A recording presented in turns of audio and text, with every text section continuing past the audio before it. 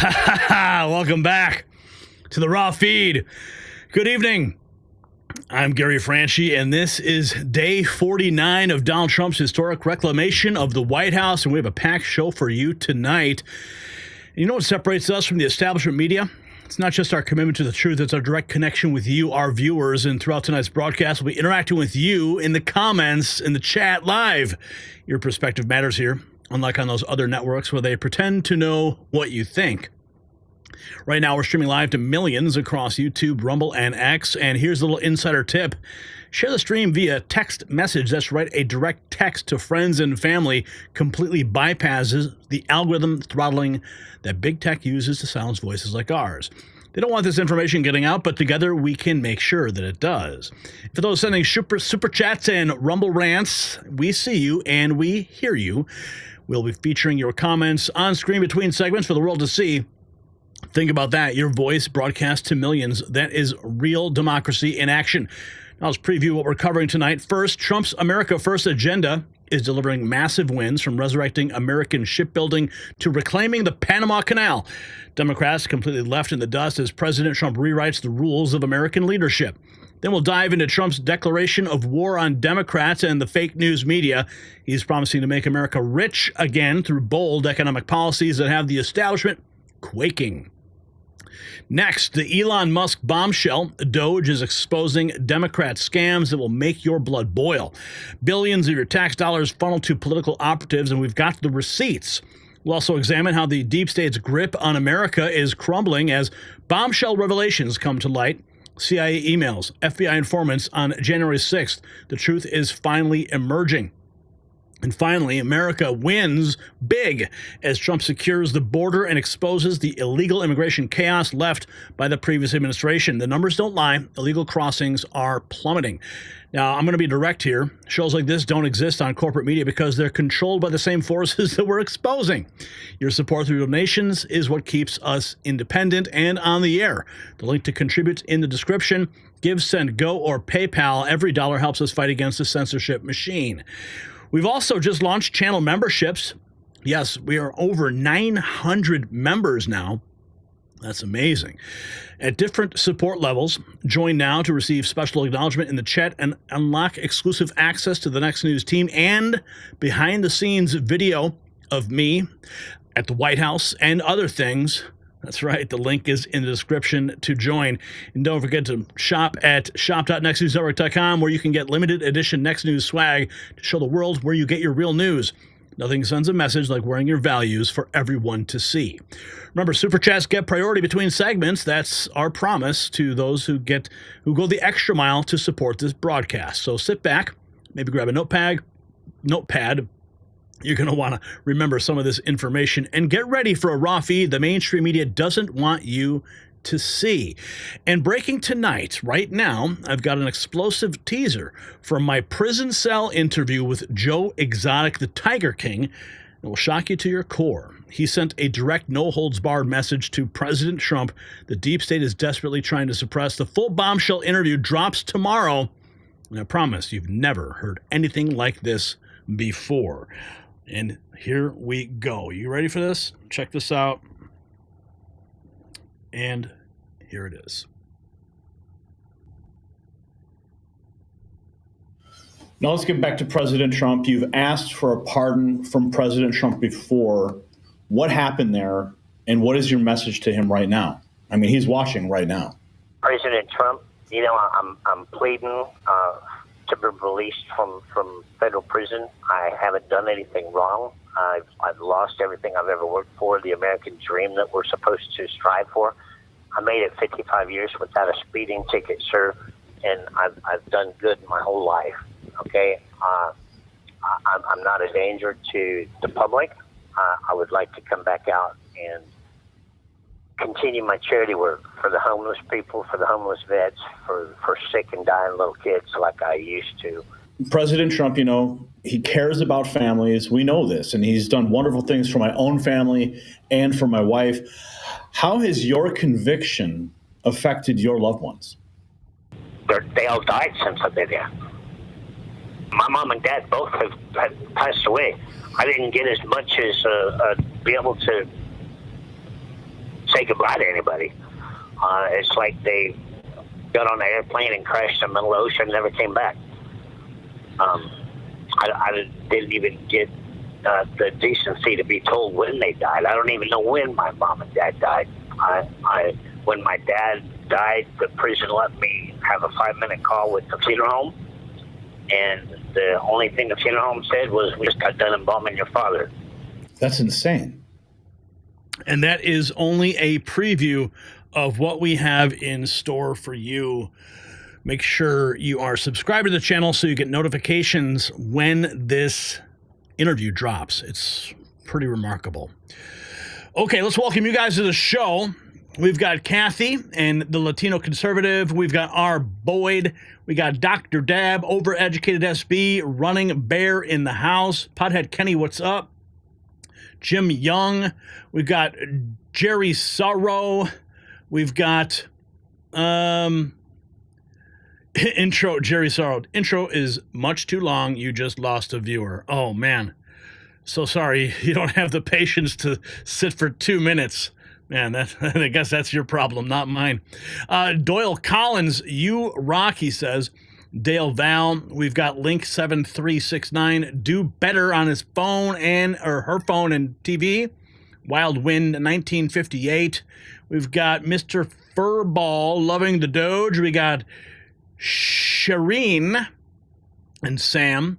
We've got Bella and Kathy. We've got Overeducated Jeff. We got Podhead Kenny, Latino conservative, can't find me. Kai Mama, Italian goddess in the house. We got Silk Wolf. We've got Aldous Furlong. We've got Lewis Brockman. So many folks in the house. Mike Single. We got Diana, Larry, and Craig. JD from SC saying, we're the best on YouTube. Thank you. We got Washko Accountability, Mike and Linda Lou. Boston is in the house as well. Tom, Mike Brady, Cindy.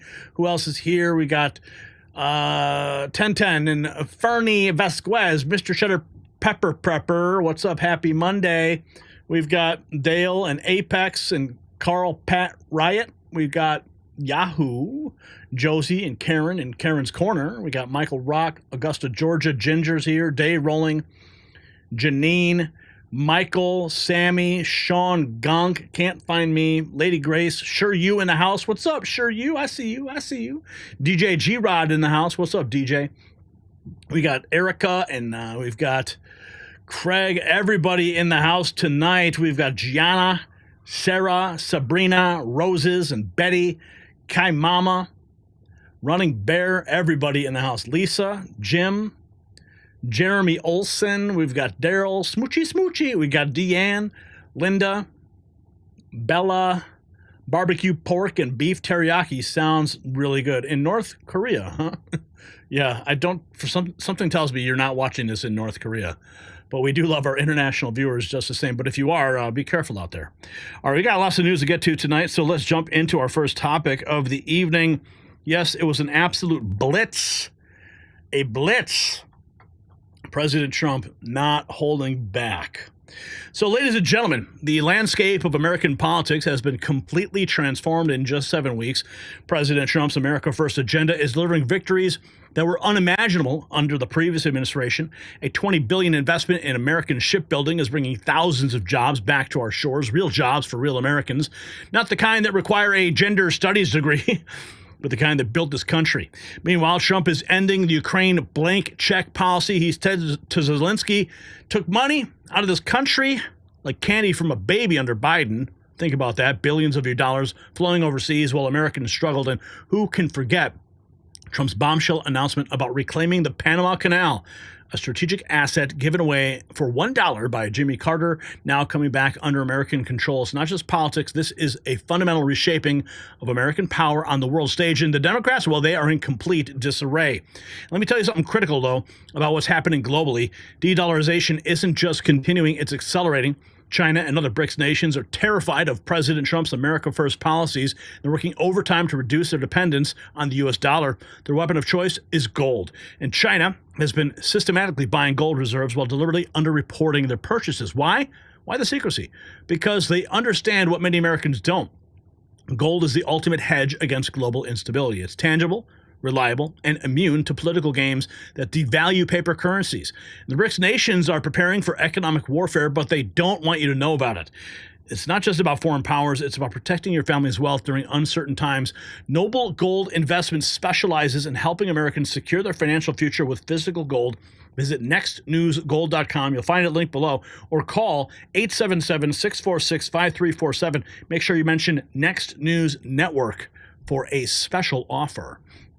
Okay, let's get into the news. This is just in from the White House. I'm on the email list, so for the press, as I'm a credentialed White House correspondent. I'm the chief White House correspondent for the Next News Network. And we have like inside information. It's amazing what happens. We get so many emails from the White House every single day, and I try to bring it to you on X. So if you're not following us on X, you need to make sure you do, so that you get the information first as soon as I receive it from the White House. So this was an interesting moment.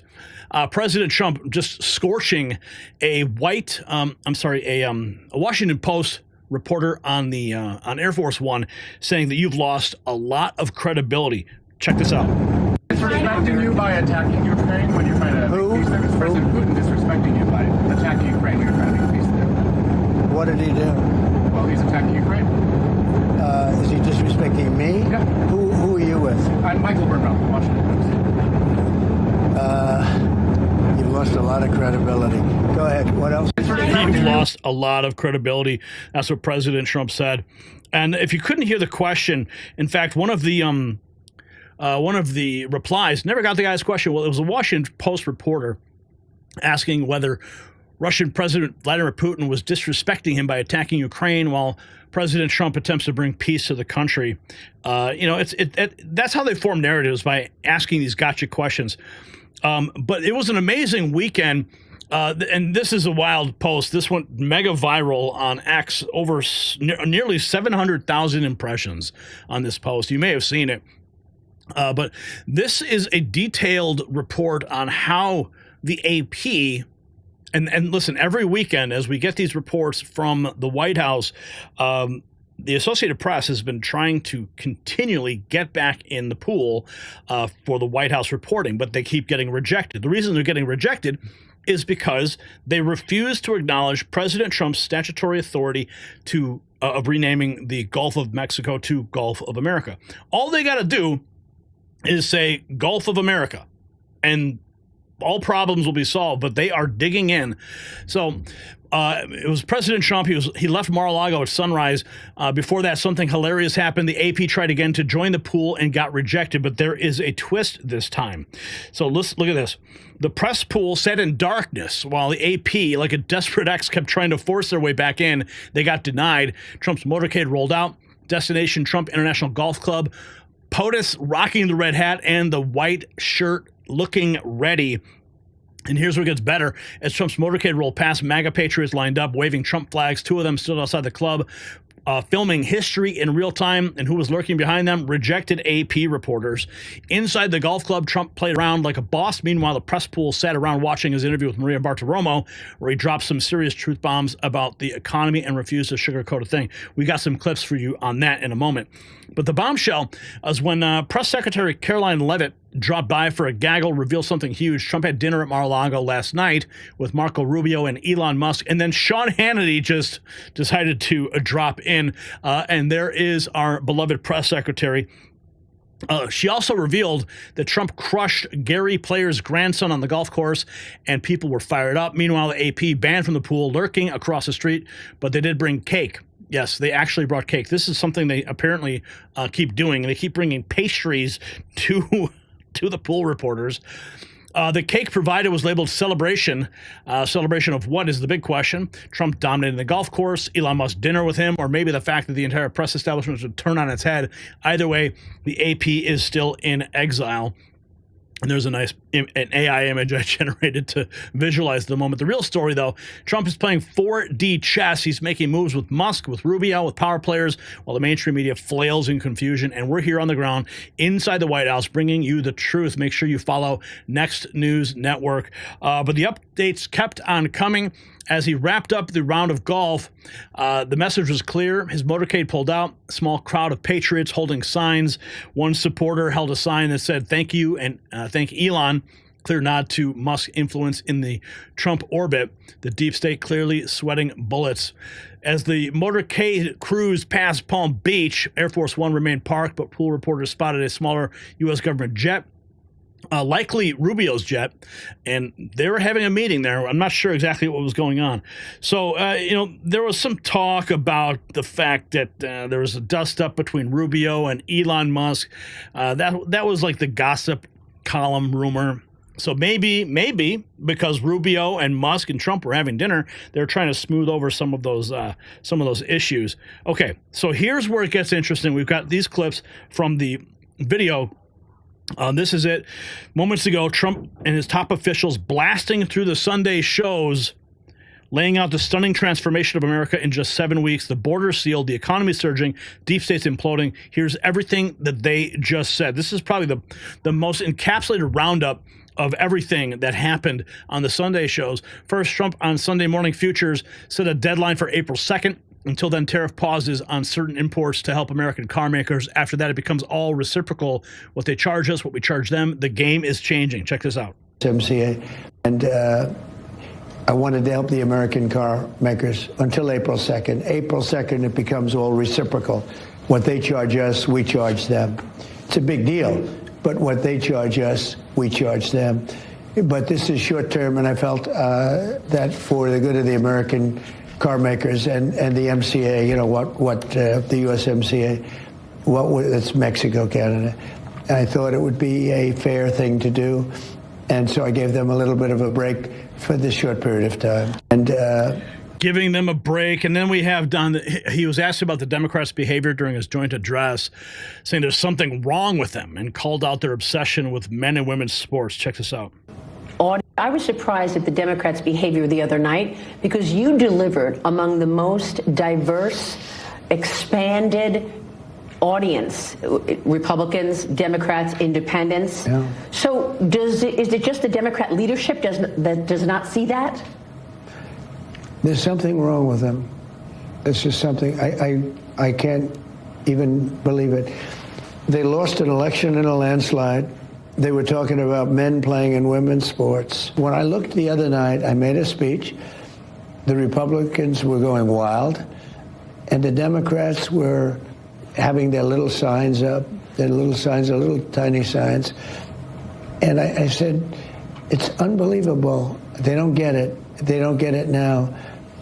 And I think they're going to end up being a minor party if they keep going like this, because people don't want to hear about these stupid ideas that they have. Transgender for everybody. And again, the men and women's sports, what is that, a 90 to 10 deal? I don't even know who the 10 would be. But they're fighting for it. And I try and say to myself, because you always like to understand where your opponent is, whether it's in business or anything else, is there something I don't understand? But we don't understand it. I was surprised at the Democrats' and there's behavior more, my the other friends. night. We've got more. Don't go.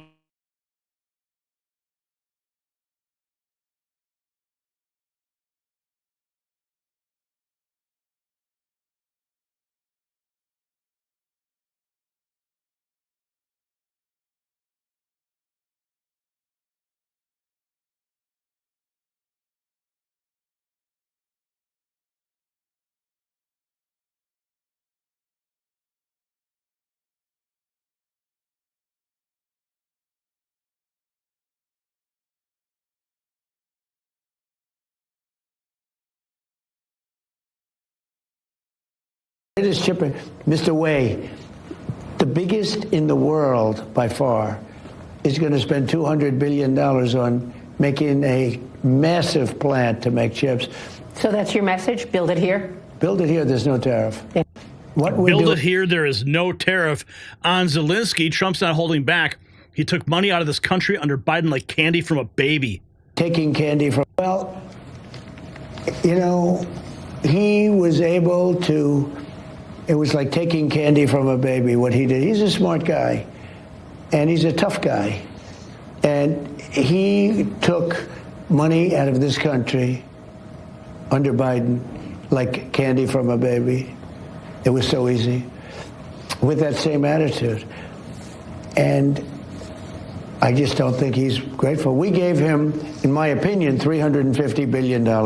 Europe is in for $100 billion. We gave him $350 billion, and he's talking about the fact that they have fought, and there's a bravery because somebody has to use the weapons. But without those weapons, don't forget, I was the one that gave him the javelins that was able to knock down all the tanks. Obama gave nothing. Look, if I were president, that would have never happened. You wouldn't have had Russia going into Ukraine. You wouldn't have had the whole situation with Hamas and October 7th. It would have never happened because Iran was broke. They had no money. They weren't giving it to Hamas or Hezbollah or anybody else.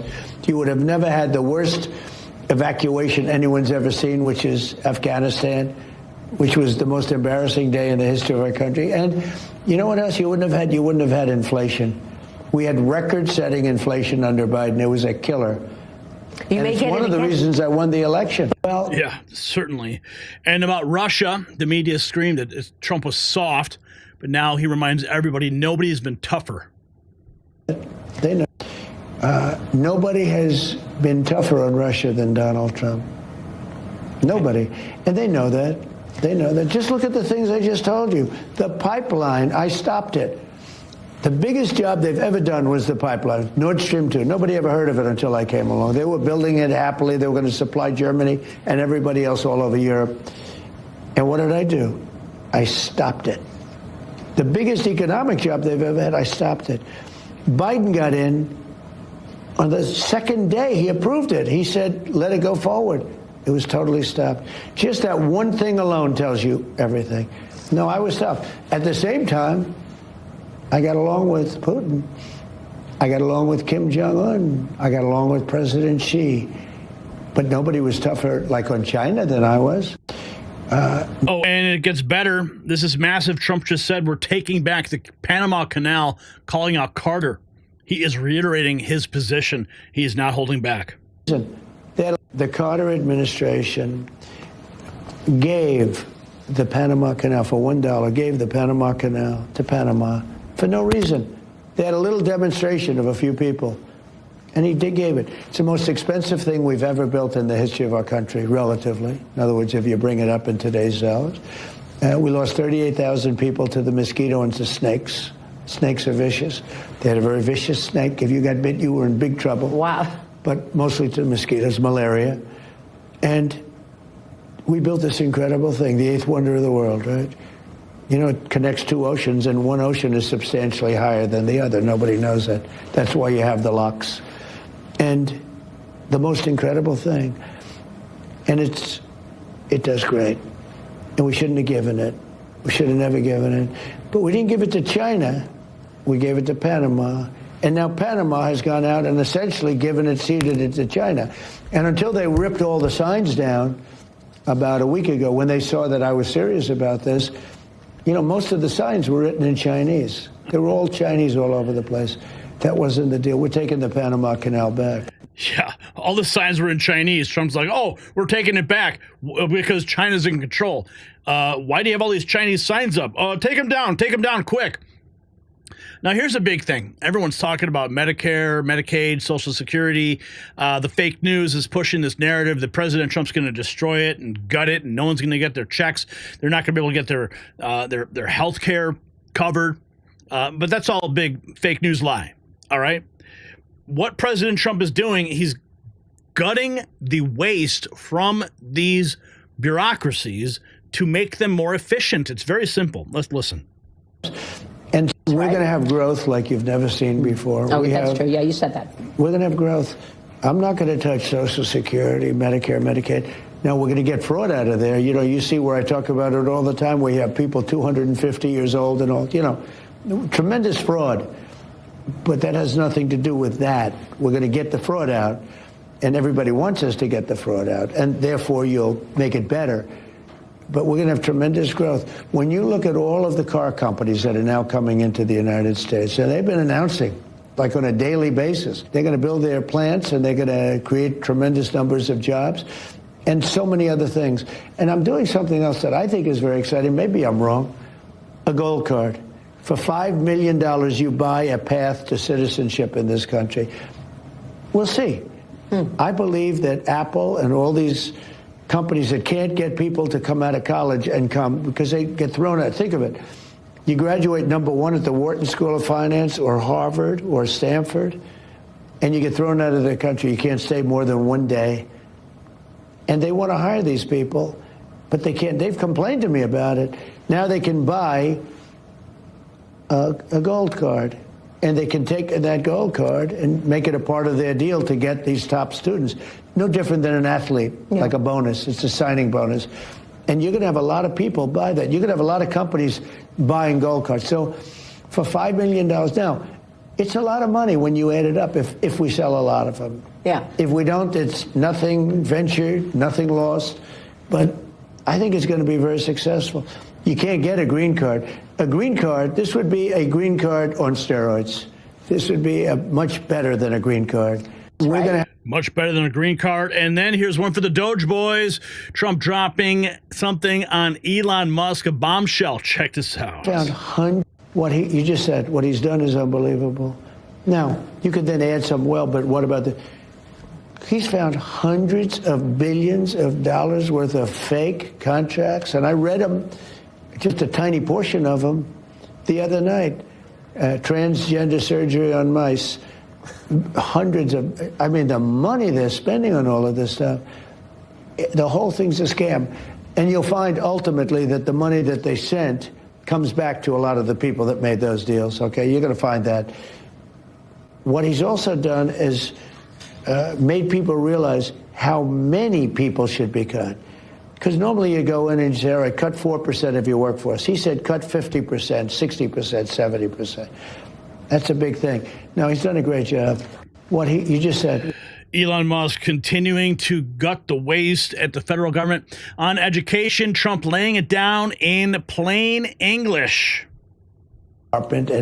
We want to bring the schools back to the states because we have the worst, literally, we have the worst education department and education in the world. We're ranked at the bottom of the list, and yet we're #1 when it comes to cost per pupil. We want to not only have school choice, which is important, but we want to bring it back to the states so the states can run the schools, and they will be every bit as good as the top educational departments anywhere in the world. So you feel good about the states governing education issues? I do. Not all of them. Rather than the federal government? You can go back to the states, but I can tell you 40 states will have great. And then same ones that we have problems with everything else, they probably won't do as well, but we'll help them. We will help them. Then the DHS Secretary Kristi Noem took the stage on Face the Nation, destroying Biden's legacy. Check this out. At the border now. I want to ask you, border crossings, they're at a 25-year low. They are. It's fantastic. There are 6,000 U.S. military personnel working at the border now. That number could go up to 9,000 by the end of the month. How long do you have to keep them there if the numbers are already dropping like this? You know, we'll continue the partnership with the Department of Defense, but also we've got partnerships with Commerce, with the Attorney General's office. You know, we're working every day with the Secretary of State. We'll keep them there until that border is completely secure, and we see all-time record lows of encounters. Our Border Patrol is doing fantastic work, but we're going to keep them there till the whole world gets the message that this isn't Joe Biden's world anymore. This is President Donald Trump's country, where we have a border, where we have laws, and it applies equally to everybody. I think that is what is so refreshing, is that we're not picking and choosing winners and losers anymore. Americans have to live by the law. So do those who come to this country. You have to come here legally, or there will be consequences. Oh, yes, and the consequences will be a quick one-way trip to Guantanamo Bay. On deportation, Noem says almost 700 gang members have already been removed. Thank you for that we have. And even everywhere I've been in this country out there looking at what President Trump has done on immigration and border enforcement, the people that I meet are saying thank you. Thank you for getting these terrorists out of the country. He has deported in just 1 month. Have you deported 22 terrorists? known and terrorists on the terrorist watch list are out of this country now. We have almost 700 gang members that have been deported out of the country in just a month. And Which have been redefined as foreign terrorist organizations. well, by the Trump 281 specific TDA members, which we know are the worst of the worst, have been taken out of this country. So everyone that has a story like Laken Riley's family or Jocelyn's family, they're extremely grateful that won't be perpetuated amongst other families in other states. Thank God for that. On Biden's failure to enforce the law, she says he ignored federal law, period. Ignoring federal law. The laws he's supposed to be faithfully executing. He didn't follow. But when it comes to reviving the policy of separating families from their children at the border. Reviving separating families at the border. See how they're reviving that narrative? Unreal. Reviving it. It's That's what I want to that ask President Biden didn't follow the law. He didn't follow the law in the fact that it's always been equally applied until his administration. And then he made decisions to ignore federal law in how he handled immigration and enforcement within our borders. And so today we're expanding our team at ICE, and we're going to have an acting director in Todd Lyons, who has a long history with Tom Homan. They have worked together to build on these enforcement operations. So we're also naming a deputy secretary in Madison Sheehan that was going to be another expansion of this team. They've done incredible work cleaning up our communities and making them safer. Adding more people to the team with Todd and with Madison is going to allow us to partner with local law enforcement officials to make sure that we truly are following through on enforcing the law. And if you break our law, then there's going to be consequences. Oh, yes, there will be consequences. And what about Mexico and Canada? Well, Noam put them all on notice. Officials, the data is getting better, and I would say in the conversations that I've had this week with Canadian officials, they were hoping to avoid the tariffs and had a lot of conversations, but not a lot of action. So this is the hope, is that the fact that President Trump has said something and now has enforced consequences, we really are hoping for even better partnerships. We need access to their criminal background system so that we know when someone crosses that northern border, who they are, why they're in our country, and who they may be partnering with. We also need them to work with us on identifying packages, technology investments. Canada has said they will do that. We just want to see them actually do it. In the past, promises have been made by both Mexico and Canada that they didn't follow through on. Their naming of a fentanyl czar in Canada is important. That's great. Now let's see really what happens. President Trump's been strong, and I think that's why you've seen the data going our direction. But boy, every day people in this country are dying of overdoses, and I don't want any more families to have to deal with that tragedy if it can be avoided and we can have a stronger relationship. Yeah, we got to stop the dying, stop the overdoses, stop the influx of these deadly drugs in this country. And then we have National Economic Council Director Kevin Hassett on this week. America added 10,000 manufacturing jobs in February alone. After looking at the jobs report that we just got this Friday, you can see that it's already working. In just 1 month alone, after losing 110,000 manufacturing jobs, we made 10,000 in February alone. 9,000 of them were auto jobs. Looking at the jobs report that we just got. 9,000 were auto jobs. And then we have the Commerce Secretary Howard Lutnick on Meet the Press saying we're about to see the greatest economic growth America has ever seen. Trump is a winner. Anybody who bets against Donald Trump, it's like the same people who thought Donald Trump wasn't a winner a year ago. Donald Trump is a winner. He's going to win for the American people. That's just the way it's going to be. There's going to be no recession in America. What there's going to be is global tariffs are going to come down because President Trump has said, you want to charge us 100%? We're going to charge you 100%. And you know what they say? They say, no, don't charge us 100%. We'll bring ours down. We'll unleash America out to the world, grow our economy in a way we've never grown before. You are going to see over the next 2 years the greatest set of growth coming from America as Americans. You saw it, 1.3 trillion of new investment coming in America. Think of all those jobs. And remember, each trillion of investment in America is 1% of growth GDP. So Donald Trump is bringing growth to America. I would never bet on recession. No chance. Wow, that's amazing. And then we have Caroline Levitt on Fox and Friends explaining why Trump supports the continuing resolution. Negotiated.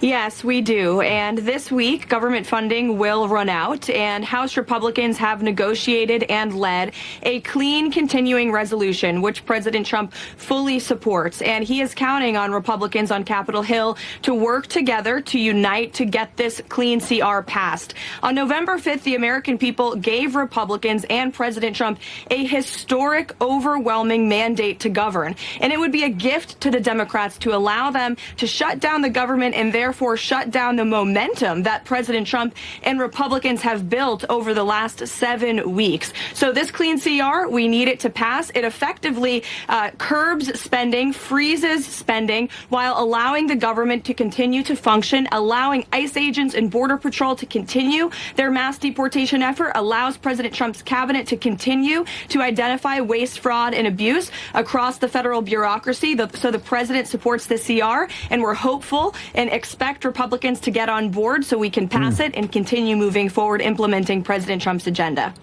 The agenda moves forward. She revealed that Trump's cabinet is rooting out the waste, fraud, and abuse.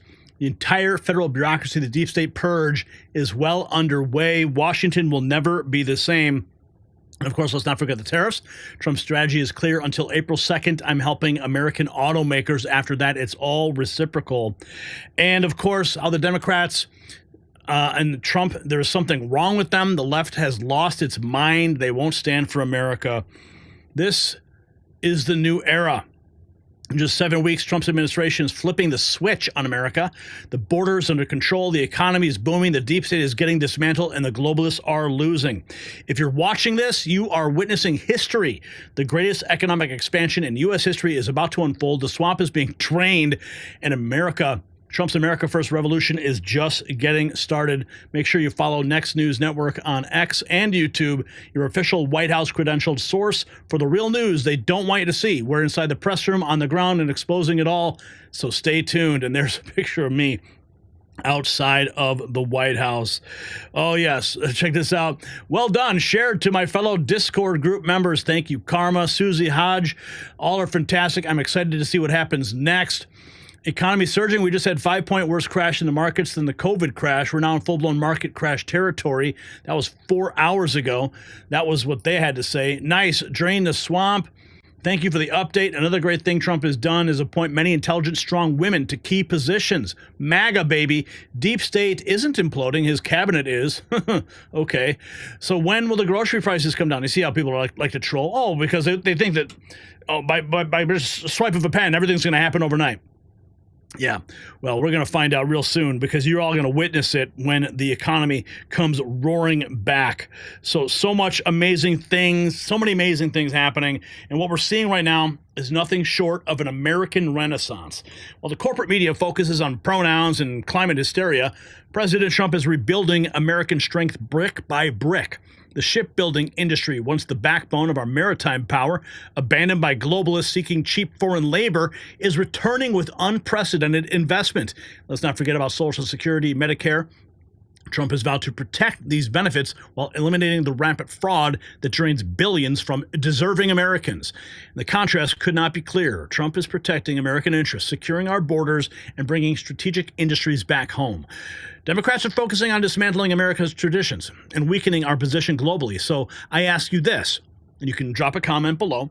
Why would any American choose policies that benefit foreign nations over our own citizens? I want to hear your thoughts in the comment section. And while you're making your voice heard, check out the exclusive America First gear at the Next News merch shop. Fight, fight, fight. Wear your patriotism proudly.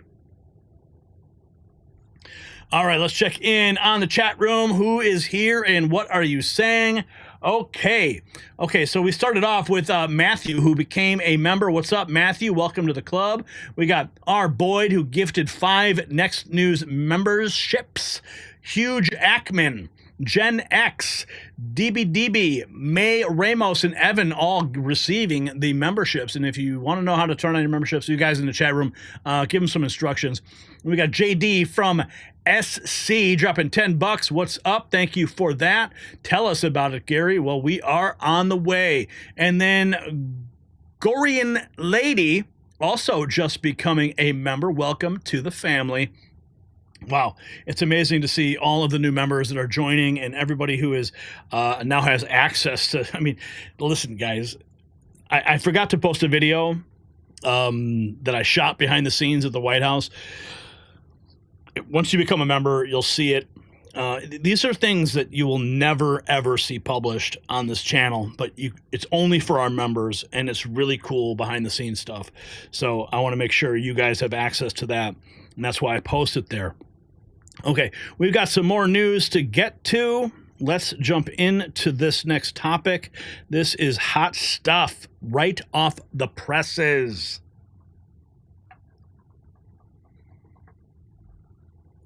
The gloves are off, and President Trump isn't mincing words anymore in a series of statements on Air Force One that have Washington insiders clutching their pearls. Trump has declared war on the Democrat machine and their media enablers. When a Washington Post reporter tried to bait him with a loaded question about Putin, Trump's response was devastating. You've lost a lot of credibility. Anyone else? And just like that, dismissed. This is why millions of Americans love Trump. He refuses to play by the establishment's rules. His economic vision is equally uncompromising. He said this: we're going to become so rich, you're not going to know where to spend all that money. Wow, that's what he declared. Through strategic tariffs and trade negotiations, he plans to reclaim the wealth that feckless politicians have given away for decades. And on the global stage, Trump hinted at major developments in Ukraine peace talks this week, Saudi Arabia saying some very big things could happen. And this is what real leadership looks like. Meanwhile, his assessment of the opposition, brutally honest, Democrats are out of control and they have lost their minds. So while Trump is fighting to make America rich again, you can fight aging with breakthrough collagen science.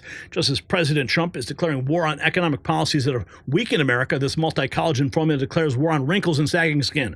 A 2024 study shows collagen dramatically improves skin elasticity and hydration, real results that you can see. Like Trump's tariff strategy, reclaiming America's wealth, this formula reclaims your youthful appearance with 5 premium collagen types that absorb faster for maximum benefits. While Trump makes America rich again, make your skin rich with essential proteins at healthwithgary.com, link down below. And now it's 51% off. And we thank our sponsors for making this channel great again. Okay, so we've got some inside stuff. This is stuff you'll never see anywhere else. We have the exclusive on this because we get the inside details directly from the White House.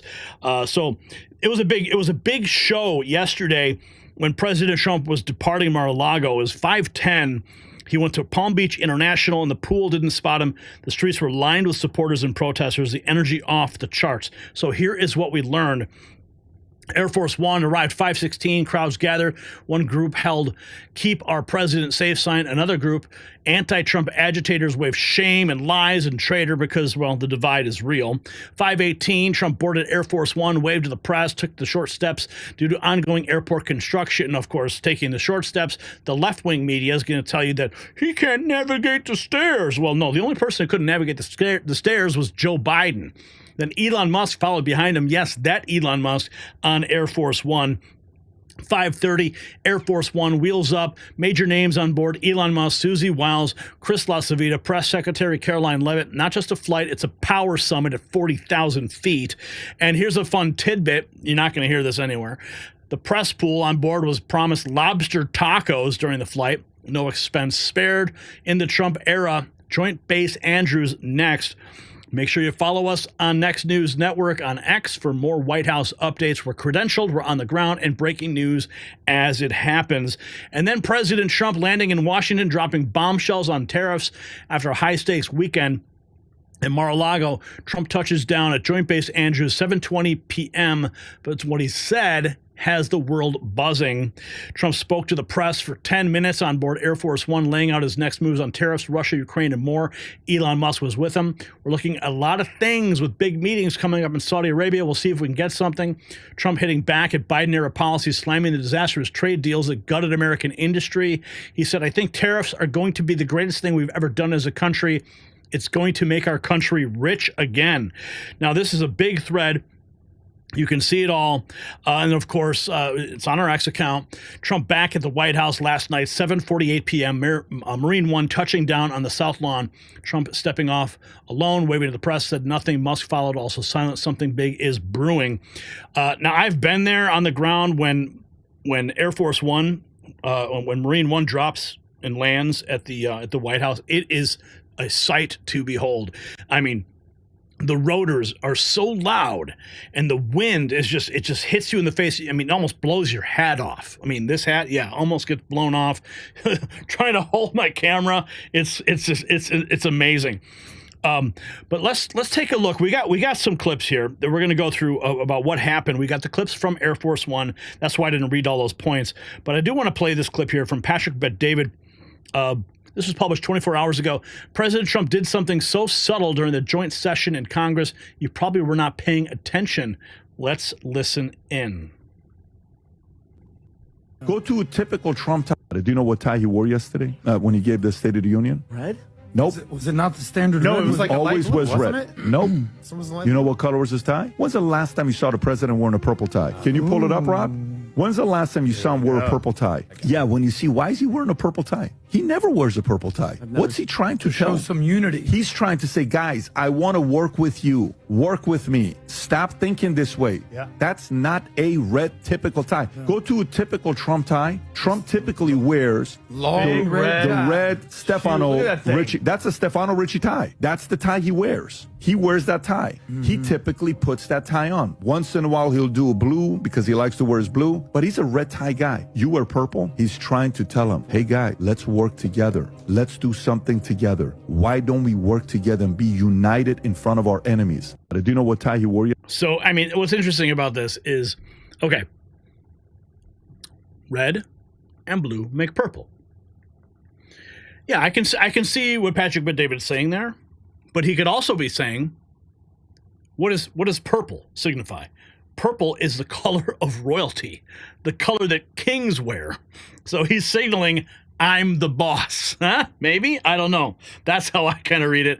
But I could also see the unity point, red and purple, red and blue make purple. But let's get into this. Here's the full clip from when President Trump was on Air Force One, and it's hilarious. Reporter asking, is Putin disrespecting you by attacking Ukraine while trying to make a peace deal? Let's listen. What did he? Disrespecting you by attacking Ukraine when you're trying to make peace there? Is President Putin disrespecting you by attacking Ukraine when you're trying to make peace there? What did he do? Well, he's attacking Ukraine. Is he disrespecting me? Yeah. Who are you with? I'm Michael Burnham, Washington Post. You've lost a lot of credibility. Go ahead. What else? You've lost a lot of credibility. Oh, and there's more.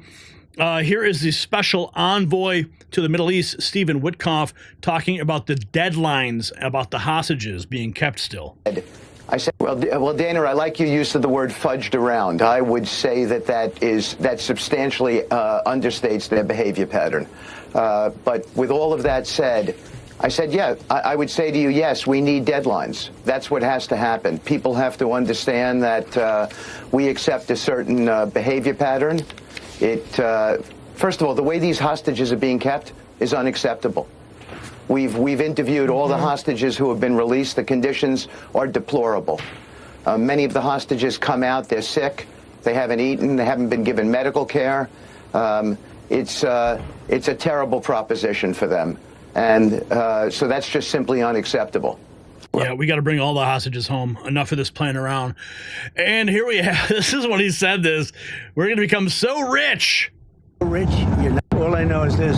We're going to take in hundreds of billions of dollars in tariffs, and we're going to become so rich, you're not going to know where to spend all that money. I'm telling you, you just watch. We're going to have jobs. We're going to have open factories. It's going to be great. All I know is it is going to be great. I love it. I love it. And then we have this. Here's more. Here's on the Ukraine peace talks in Saudi Arabia. 300. Look, we have to have peace. And I'm doing this. Money is one thing. We're going to lose. They would spend $350 billion on this. But the big thing, human life. Thousands of people this week Thousands of young soldiers died this week.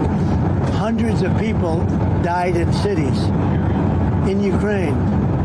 And we got to get it stopped. It would have never happened if I was president, and it didn't happen. This was not going to happen. By the way, October 7th wouldn't have happened. Inflation wouldn't have happened. The Afghanistan, the way not that they left, but the way that they left, it looks so bad. Probably the most embarrassing day in the history of our country. That wouldn't have happened. A lot of things wouldn't have happened, but it is what it is. I think we're going to have a good time. I think we're going to have a good result in Saudi Arabia, meaning they're hosting the various talks, and we have a lot of good people going out there, and I think Ukraine's going to do well, and I think Russia's going to do well. I think some very big things could happen this week. I hope so. Big thing is going to happen this week. We're all looking forward to it. We've got more. This is where he talks about the Democrats losing their minds. During the speech, the Democrats are out of control. You saw that the other night during the speech when they wouldn't stand up for two of the young ladies were killed by illegal aliens. One with the cancer, the young man with the cancer, and all you want to do is stand up and applaud the man and the boy, the young boy. And nobody's ever seen anything like that. They're out of control. They've lost their minds. The Democrats are out of control. You saw that. Completely out of control. There is more. Let's check in with the tariffs. This is what he had to say. Done as a country. I think the tariffs are going to be the greatest thing we've ever done as a country. It's going to make our country rich again. We have many companies, as you know, auto companies are opening up plants now. We've had 4 or 5 announced already, but many more are coming. And we're basically going to take back the money, or a lot of the money that we've given away over many decades. We've lost our jobs, we've lost our factories. We've lost 90,000 factories since the beginning of NAFTA. It's not that long ago. 90,000 factories. Think of that. And we're going to get them back. And they're coming back. And they're coming back in records. Look at what happened with the big chip company, the biggest in the world. By far the most powerful chip company in the world, from Taiwan. And they're going in with $200 billion of money, and they're going to build something that's going to give us 35-40% of the chip market in one company. No, it's going to bring it back, and I think it's going to make us bring us to a level that we've never had before. I think we got more, folks. Let's keep going. Here is President Trump talking about the fake news. No time for it. Disrespecting you by attacking Ukraine when you're trying to make peace there. It's President Putin disrespecting you by attacking Ukraine when you're trying to make peace there. Okay, we already played that clip. And here is a president for the people. I'm going to play that in a moment, but I want to play this. This was probably one of my favorite moments being in D.C. last week. It was a late Friday night, and nobody was there but me and the Secret Service. If you haven't seen this, check this out. I don't think there's anyone that's ever done anything like this in the history of White House reporting, but yours truly made it happen. Service, and of course, Donald.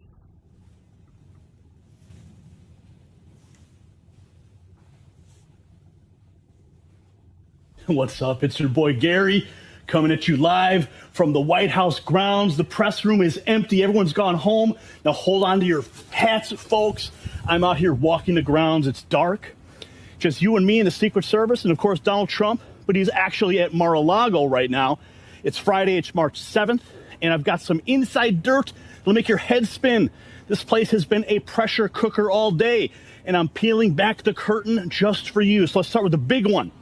Today, President Trump's crypto summit just wrapped inside these walls. Now I'm talking Trump front and center with his crypto czar David Sachs and a pack of CEOs who look like they've been mainlining Red Bull since the election. I was practically close enough to smell the ink on the deals. America's going all in on crypto, folks. Bitcoin, Ethereum, the whole digital shebang. They're saying we're going to own this game, and the markets are already popping. Bitcoin is up 5% this week after a brutal slide, and we're on these grounds. It's all because Trump is swinging the big stick today. But hold up, here's the real bombshell. I just got wind straight from the shadows of this place. DHS Secretary Kristi Noem, the pit bull of Homeland Security, has dropped a nuke this afternoon. She caught 2 leakers red-handed inside her own department, spilling ICE raid secrets like it's a gossip column. I'm talking sensitive stuff, exposing operations, tipping off the bad guys. But she's not playing. She's hauling these clowns up for prosecution, saying they're going to face 10 years in federal prison. Yes, quote, we will find the leakers. They will face prison. We will get justice. That's the line echoing through these halls right now. And of course, the deep state is quaking. Trump's crew is cleaning house, and I'm standing right where it's happening. So let's zoom out. For the week, it's been a wild ride. Monday, whispers of the tariff showdown. Trump's got Canada and Mexico on the ropes with a 25% threat set to hit unless they cave. Trudeau's up there. He's bawling about it. But I saw the smirk on the faces around here. Deal or no deal, it's America first, baby. Then, Wednesday, word leaked out. Thousands of USDA workers getting rehired after the purge. Yeah, it's messy, but it's Trump's mess. He's owning it. He'll clean it up just fine. Don't worry. And don't sleep on this crypto reserve chatter. I overheard Bitcoin, Solana, XRP locked up like Fort Knox. Wall Street's freaking. The crypto kids are high-fiving. The Fed's probably drafting their resignation letters. Meanwhile, the Dems are still lost in TikTok land. And out here, I'm watching the future unfolding in real time at the White House. So here's the deal. Straight from the White House grass, Trump's turning this joint into a crypto casino. Noam is hunting leakers like it's open season, and the old rules are toast. This week's been a preview. Next week's going to be a blockbuster. So stick with your boy Gary right here. I got my ear to the ground, and the scoop you won't get anywhere else. I'll catch you soon from the White House.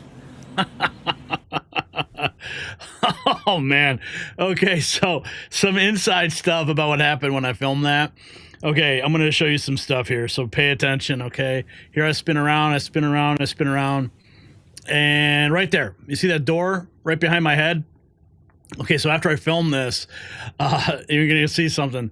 I went back in to dismantle my gear, and a Secret Service uniformed officer came out, totally spooked me, because it was totally quiet. I was like not expecting anyone to be there, and I jumped.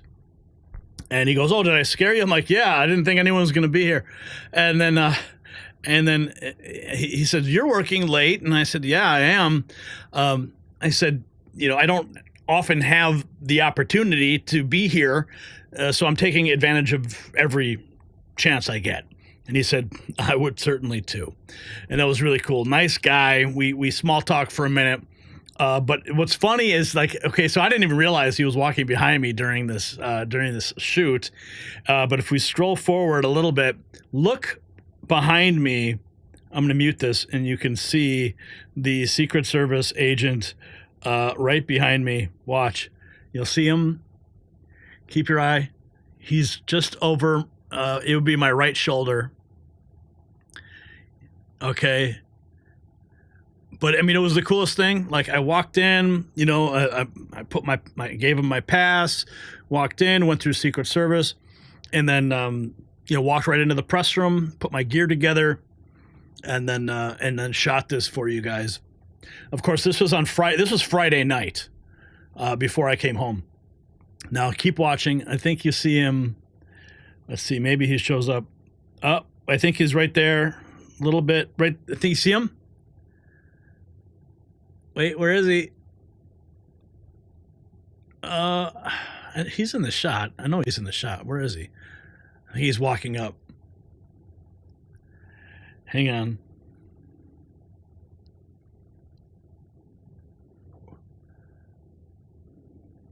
He was there. Oh, there he is, I think. Well, regardless, go watch it. It's published on the YouTube channel. It's on our X channel. Make sure you check it out. And yeah, it was really cool to be there. I honestly don't think I've ever seen anyone do anything quite like this in the history of White House reporting. So I'm sure you're going to see a lot of copycats after this has gone viral. This got over 120,000 views on X. I mean, it blew the YouTube views out of the water, which was pretty profound. I think we got 40,000 views on this on YouTube. But regardless, an amazing moment to be there and to bring you guys the real news as it's happening right there from the White House grounds. So what we're witnessing is a stark difference between politicians who serve global interests and a leader who puts America first. Trump's direct approach to tariffs isn't just economic theory, it's a practical solution to decades of trade imbalances that have hollowed out American manufacturing. We're basically going to take back the money we've given away over many decades. That's what he explained. Think about that, reclaiming American wealth that was surrendered by politicians who never faced consequences for their failures. Even on the international stage, Trump's approach to hostage negotiations shows his commitment to results over rhetoric. Special Envoy Steve Witkoff emphasized the need for deadlines in Middle East hostage negotiations, noting the deplorable conditions reported by those who have been freed. And this is the Trump doctrine in action: clear objectives, firm deadlines, and unwavering resolve. So here's the question for our viewers tonight. Why has the establishment fought so desperately against Trump's America First policies when they actually benefit ordinary citizens, right? I mean, it's so obvious. Share your thoughts in the comments and show your support for real America with our exclusive Next News collection at the merch shop, link down below, shop.nextnewsnetwork.com. All right, let's see where we're at right now. Silk Wolf, £5 sterling. He says, God bless Jamie White. Condolences to all his family, the InfoWars team, and his friends. RIP. Yeah, I just saw that. I don't know anything about it. I haven't looked into it. It happened while I was live. We're just learning about it. So, anyway. What do you guys say? No whining. He just wants a bit of fame. Give him a break. I don't mind a bit of puffery from Gary. What? I love it when you say that. What did I say, Heather? What did I say? What are you guys talking about? I'm gonna check in the chat room here. What are you guys puffery? The puffery. Or what? When I say £5 sterling? Oh, he wants a bit of fame. Who? No wonder Democrats. Elon's assets should be protected by the government. You need to take out a loan and enjoy Disneyland? What? Why would I want to do that? The Hounds and I, what's up? Later Misfits hitting the bunk, says Running Bear. What happened to the COVID pushers? We're going to find out soon enough. Read the flipping post. We're sending you our love and judgment. I watched it all. Look at your family. We missed you. What happened, Heather? What did I miss? I'm sorry. When I'm doing the segments, I can't see the chat is easy. Lots of news to report, William. That's right. Refreshing. Kind of creepy, Gary. They lurk. Excellent job. Oh, Gary, not news. Self-indulged drama. We don't care. Just do your job. This isn't Hollywood. Okay, Shadow Watcher. Okay. Yeah. We don't care. Well, then you can just go watch somebody else. All right? If you don't care. You're new media to them, doing stuff they're not used to, says Nitro. Jamie White. I don't know. I see the shadow of his head, Gary. Purple is royal. Awesome. I don't know who Jamie White is, says Sure You. Podhead. We don't need CBS, ABC, NBC. We got Gary. I froze. What else? Okay, let's see.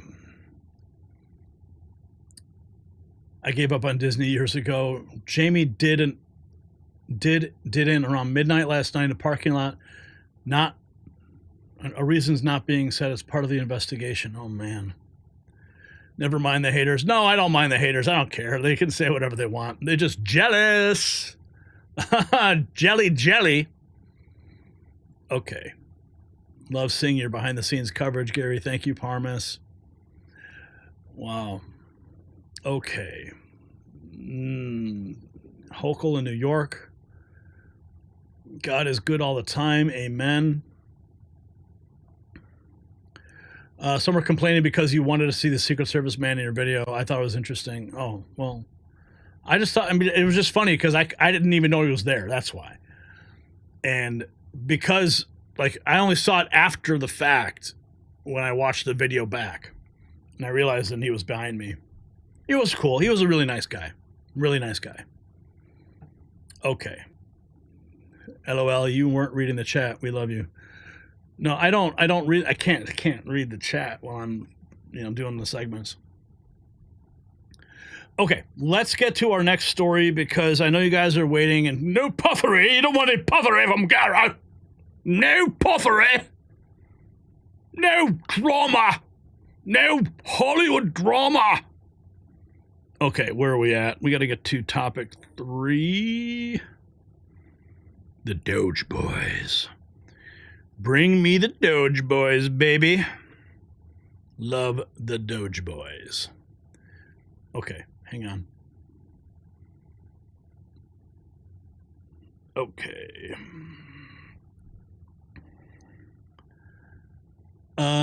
Hey, what is this? Remember when you first started and Fred Flintstone wrote into you and requested a shout out? I'm back. Fred Flintstone's back? Whoa. Okay. Oh, yes, Elon certainly has bodyguards. All right, Brian, let's rock and roll.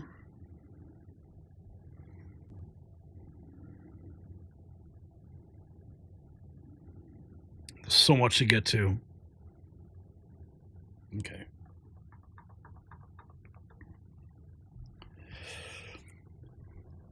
The digital battleground has become the front line in the war for truth, and Elon Musk is taking heavy fire for exposing corruption. Just today, Fox News reported that X faced a massive cyber attack, a clear attempt to silence revelations about Democrat-linked financial schemes, so consider the timing. This comes just as bombshell information is emerging about the misuse of taxpayer dollars. Glenn Beck recently revealed that before Stacey Abrams' organization received a staggering $2 billion in taxpayer money, they had raised only $100. No, it's not a typo. $100 to $2 billion. The establishment is panicking as Musk's Department of Government Efficiency, the DOGE, digs deeper into these financial black holes. We're seeing unprecedented pushback from media figures suffering from what Scott Jennings aptly called Musk derangement syndrome. When confronted by a hostile CNN commentator, Jennings didn't hold back. He said, "I think you're full of it." This is the kind of straight talk Americans are desperate for after years of carefully crafted political spin. Meanwhile, the evidence mounts that USAID may have been the catalyst for systematic corruption on a global scale. So as Elon Musk exposes billions in financial scams, there's another scandal affecting millions of Americans, the pain relief industry. Big Pharma doesn't want you knowing about Dr. Josh's turmeric discovery that's 200 times more powerful than regular turmeric.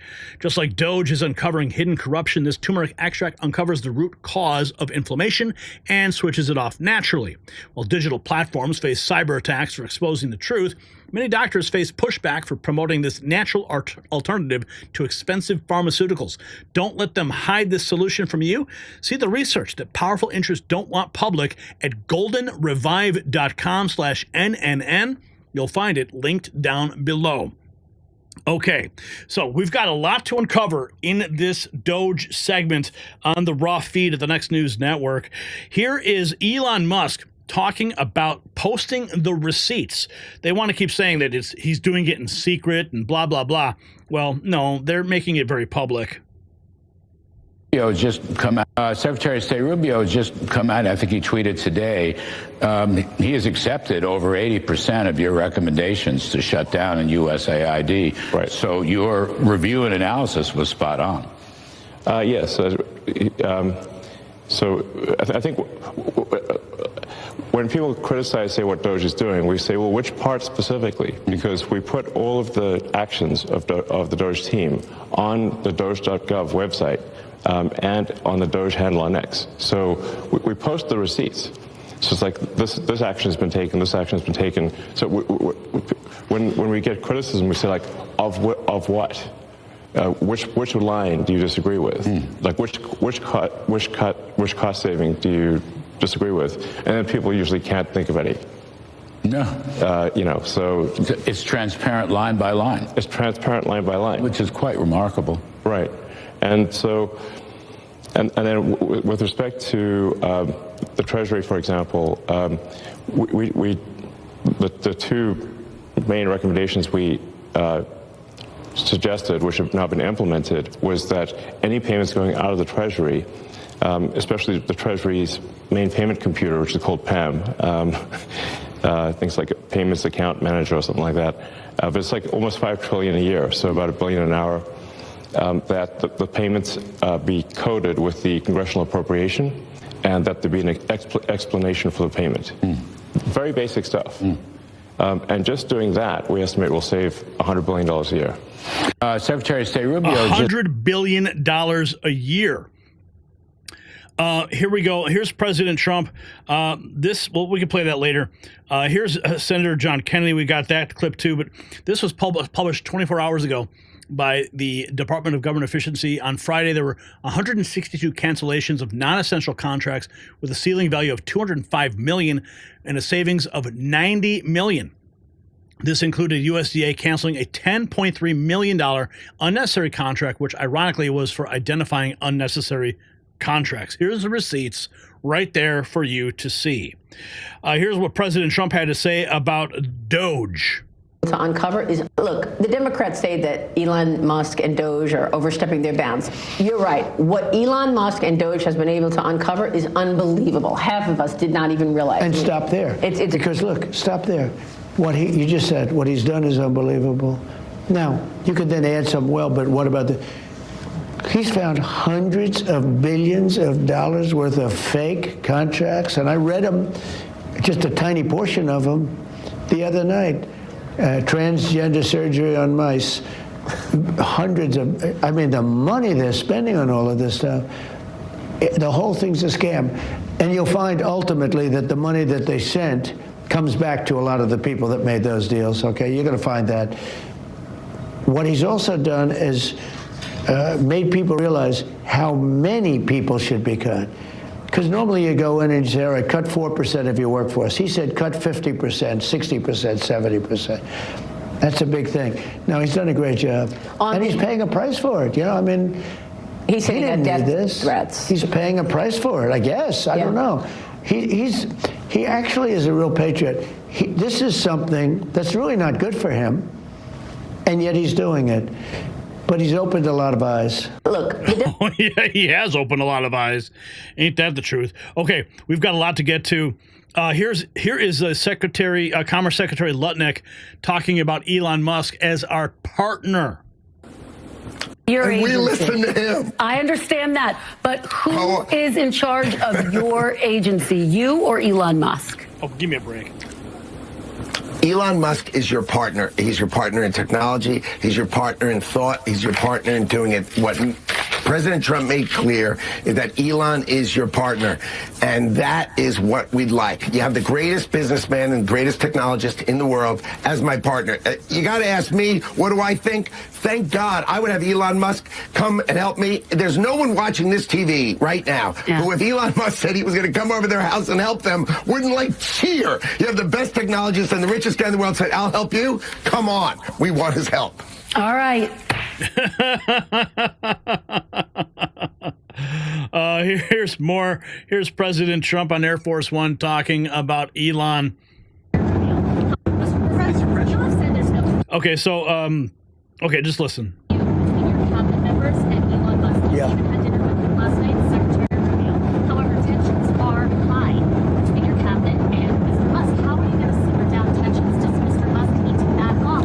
The tensions are high. Look, Elon's a very special person, and these cabinet people are special people. These are very successful people, or they wouldn't have gotten, they've attained the highest heights of government. And I think they have a fantastic relationship to Elon. And Doge has been incredible. Hundreds of billions of dollars of waste and fraud and abuse has been already found. And that doesn't mean they don't have a little bit of an argument here and there about something, or maybe personnel arguments. There's not too many contract arguments. Contracts have been found. This is much more than just personnel. And we found hundreds of billions of dollars of fraudulent contracts, or very wasteful. But I think fraud. I think it's fraud. There was just another plane crash. And I actually think really the cabinet, for the most part, I think they get along really well with Elon. There was just another. As Trump said, he wants them to be partners. in this mission to cut the waste, fraud, and abuse. Okay. We got a lot to get to because this interview with Elon Musk just dropped. But we also have this. Democrats are distributing bumper stickers calling for the assassination of Elon Musk. The left is resorting to political violence because voters are rejecting them at the ballot box. This is the bumper sticker. You can see it on your screen right there. It's being distributed. Absolutely horrific visuals that people are promoting. We have this also. Elon Musk 9 hours ago posting, "This is crazy. Terror. Multiple Democrat NGOs have coordinated attacks on Tesla dealership staff and vehicles. Last night, a number of Cybertrucks were torched in Seattle." Look at that. They are just destroying Cybertrucks. They're destroying Tesla. They're going to dealerships and creating absolute havoc. And this is just some of the visuals that we're seeing now spreading around. You're not going to see this on the mainstream media. They're not going to promote this this type of news or reveal this type of news, but here we are giving it to you. Here we have more libs of TikTok. This was just 3 hours ago. Elon Musk exposing massive fraud. 20 million dead people marked as alive in the Social Security database. Are those 20 million people still getting checks? Hundreds of millions of dollars of SBA loans given out to people age 11 and under. Democrats attack him because they want the fraud to continue. 8-year-olds. Why are the 20 million people who are definitely dead marked as alive in the Social Security database? Why were hundreds of millions of dollars of Small Business Administration loans were given out to people aged 11 and under, according to the Social Security? I mean, like, these must be some very enterprising 8-year-olds, you know. And some pretty strong 150-year-olds. Yes. Exactly. As the president said, you know, we have an enormous number of people marked as alive who are 160. He didn't know the country was that healthy. Why are the 20? Yeah, how ridiculous is that? Okay, there's some more to get to. Here we have, here's Elon. He says he's just trying to make government more efficient. That's it. But yet they attack him because he's exposing their grift. We're making good progress. I'm just here trying to make government more efficient, eliminate waste and fraud, and so far we're making good progress, actually. So our savings at this point exceed $4 billion a day. Mm-hmm. So it's very significant. You think you'll wind up getting to $1 trillion? Yeah. Of savings? I mean, unless we're stopped, we will get to $1 trillion of savings. And that stuff can be translated. I mean, we've been talking. We had Russell Vogt, the OMB director, on earlier, through very rescission authority, impoundment authority. But I believe you said it earlier. It's an audit that will not gather dust on shelves. This is actually going to wind up with real savings, bend the spending baseline down. Yeah. Real savings. Going to continue as Doge cuts through the waste like a hot knife through butter. Okay, here's more. The Blaze posted this 3 hours ago. Most of the federal spending is entitlements. That's the mechanism by the Democrats attract. Oh, this is good. Also, entitlement spending, you know, which is most of the federal spending is entitlements. That's like the big one to eliminate, because that's the sort of $500 billion, maybe $700 billion a year. That is also a mechanism by which the Democrats attract and retain illegal immigrants by essentially paying them to come here, yes, and then turning them into voters. Yes. So this is why the Democrats are so upset about the situation, because they're losing. You know, if we turn off this gigantic money magnet for illegal immigrants, then they will leave, and they will lose voters. If you have president's support, he said so. I mean, this is what we've been saying, okay? We've been saying this forever. All the entitlements are like a red carpet for people to come in this country, and Elon Musk is turning off the spigot. Here is more on Elon Musk. They're trying their best to thwart presidential policy. enforce. It's like a permanent bureaucracy. I might add, it's a permanently liberal bureaucracy. Yes, very much so. And it doesn't. It's not a bureaucracy that necessarily enforces or implements presidential policy. They don't. In fact, they try their best to thwart presidential policy. So the president is the elected representative of the people. And if the president cannot get things implemented as a reflection of the will of the people, then what we have is not a democracy, we have a bureaucracy. We have rule of the bureau, not rule of the people. And that's what we're trying to defeat here is the bureaucracy and have rule of the people. You know,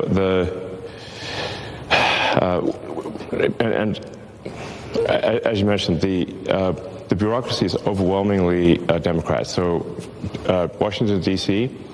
was 92.5%, I believe, voted for Kamala. So this is overwhelmingly a deep blue situation. A deep blue situation in Washington, D.C., 92% voting for Kamala Harris. That's why the deep state is so angry. Okay, we've got this. This is Senator Kennedy saying Elon Musk deserves a medal. We had a very good lunch this week with Mr. Elon Musk. He went over his methodology. He went over some of his findings. And what we talked about in that meeting was basically short-circuiting all of these lawsuits that say, in part, that only Congress has the authority to cut this spending, by having Congress cut the spending. We're going to introduce bills to rescind all this spending porn that Mr. Musk has found. And that way, that will moot a lot of the lawsuits. I think Elon Musk deserves a medal. I think his work has just been breathtakingly beneficial for the American people. And it shouldn't be surprising. I mean, he's doing what President Trump told him to do. He's scrubbing the budget. He's getting rid of spending porn. We've got a $36 trillion debt. Everybody knows that. When you have a $36 trillion debt, you do something about it. I mean, when you have hypothermia, you don't strip naked and run in the snow. Right. And the Democrats, they just want to keep spending. The Democrats' favorite form of spending is more. President Trump is going to get these high prices down. Because of all the issues we've talked about, not a single one is more important than inflation and high prices. Because when moms and dads lie down to sleep at night and can't, high prices are one of the things they're worried about. I think President Trump and us, we together, are going to try to do it by reducing spending, deregulating the economy and lowering the costs of goods and services, and rewriting the tax code so it looks like somebody designed it on purpose and increases wages. If we do that, those high prices will come down. And it's going to take time, but the left is going to continue to say, Donald Trump's not doing anything. Look at how high the prices are. Oh, my goodness. Okay. Here's more. We've got just here to make government more efficient, eliminate the waste and fraud. So far, we're making good progress. $4 billion a day. I'm just here trying to make government more efficient, eliminate waste and fraud, and so far we're making good progress, actually. So our savings at this point exceed $4 billion a day. Mm-hmm. So it's very significant. You think you'll wind up getting to $1 trillion? Yeah. Of savings? I mean, unless we're stopped, we will get to $1 trillion of savings. And that stuff. $1 trillion in savings. Here's Laura Loomer 6 hours ago. Violent anti-Tesla protesters have organized protests across the country at various Tesla showrooms. Radical Marxist group called Troublemakers of Seattle, in partnership with the Action Network, scheduled multiple Tesla takedowns today. Here's some of the posts that she made talking about going to Tesla showrooms and wreaking havoc. I mean, it is absolutely disgusting what they are doing. Sell your Teslas, dump your stock, stop Musk now. I mean, They're turning on him, and he was once their hero. And the green revolution, right, with his electric cars, well, the minute he starts cutting all the waste from government is the minute they freak out. Here we have Paul Zapula posting this. Hey, FBI, please investigate Valerie Costa of Seattle. She's openly admitting to stalking and threatening Elon Musk and his Tesla business. She's drawing inspiration from Luigi Mangione. She's a criminal, arrest and prosecute her now. That's what he says. Listen. The world can put an act. Val, maybe we could start off with a little bit of, can you just actually tell us what Tesla Takedown is? Or Yeah. it's not Takedown Tesla, it's Tesla Takedown. Tesla Takedown. Yeah, there's a website called TeslaTakedown.com, which is a website you can go to, get some background on the campaign. And it essentially is a map where anybody in the world can put an action up for targeting Tesla. And so I've been involved in that campaign, and in particular, planning actions in the Seattle area targeting Tesla. In Tesla Takedown, there's a spirit out there, which has already, as we saw with Luigi Mangione, there's a spirit which is very anti-corporate, very anti-billionaire, very anti-sort of elite. And Tesla Takedown is also tapping into some of that spirit as well. Oh, for sure. Yeah, I would say it's just what I've noticed being involved in organizing in the Seattle area for some time, especially after the election and the inauguration. People were like, what do we do?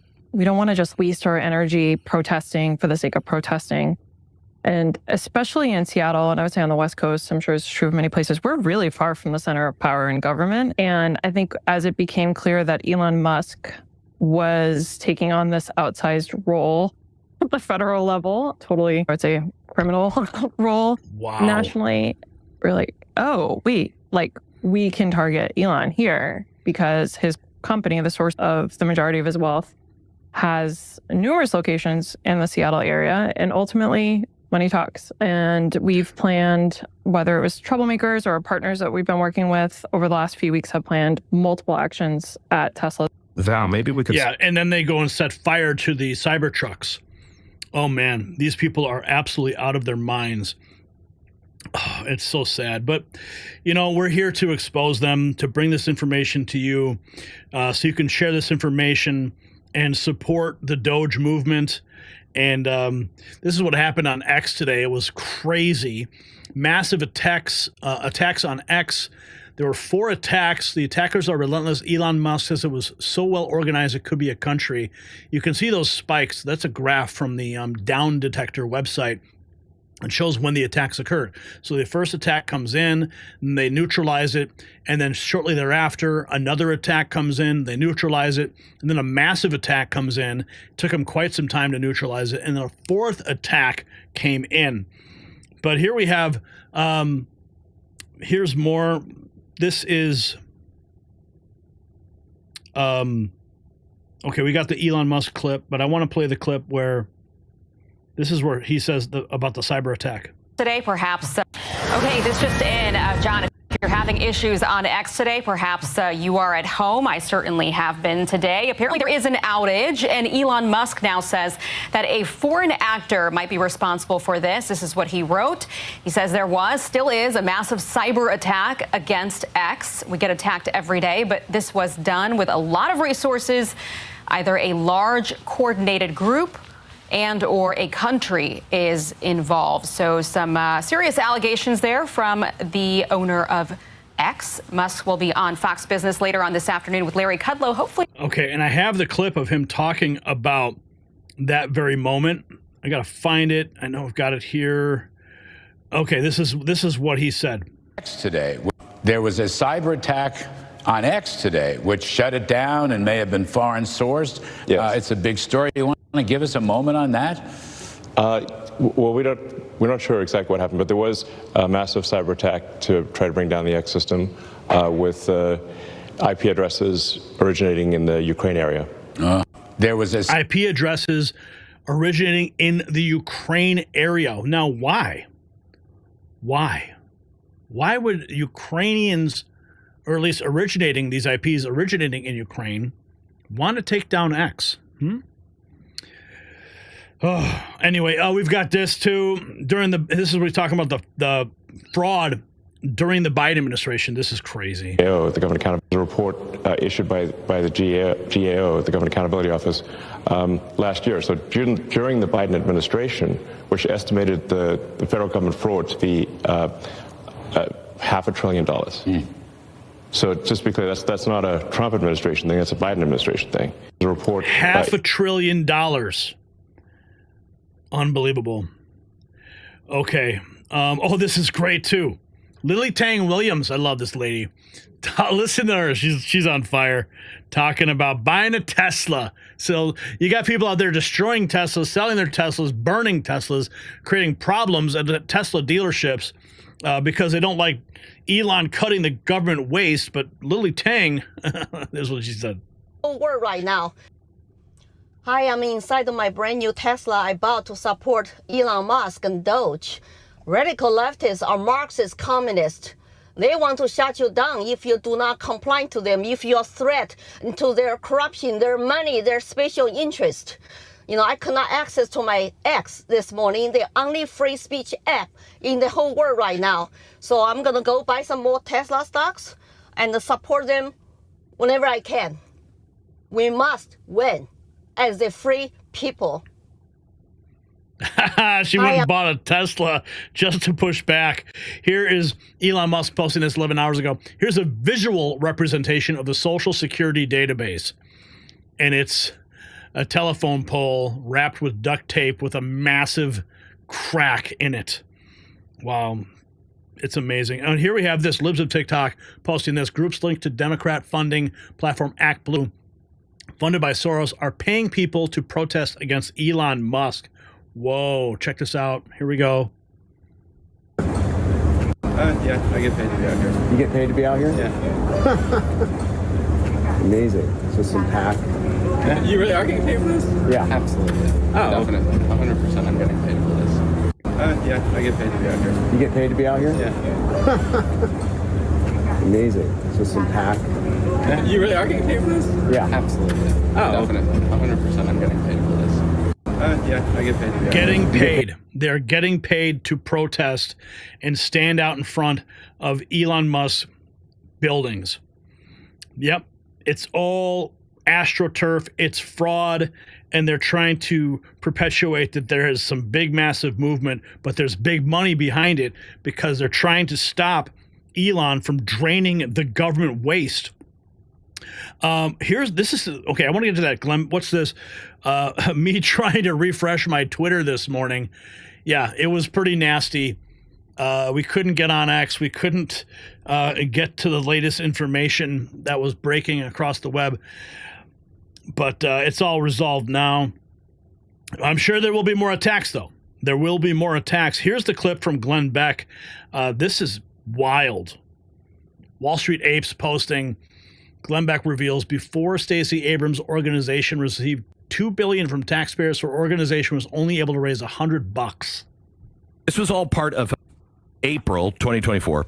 The Biden-Harris administration, via the EPA, handed over $7 billion of your money to a ghost called the United Climate Fund. This was all part of a $20 billion jackpot from the Greenhouse Gas Reduction Fund.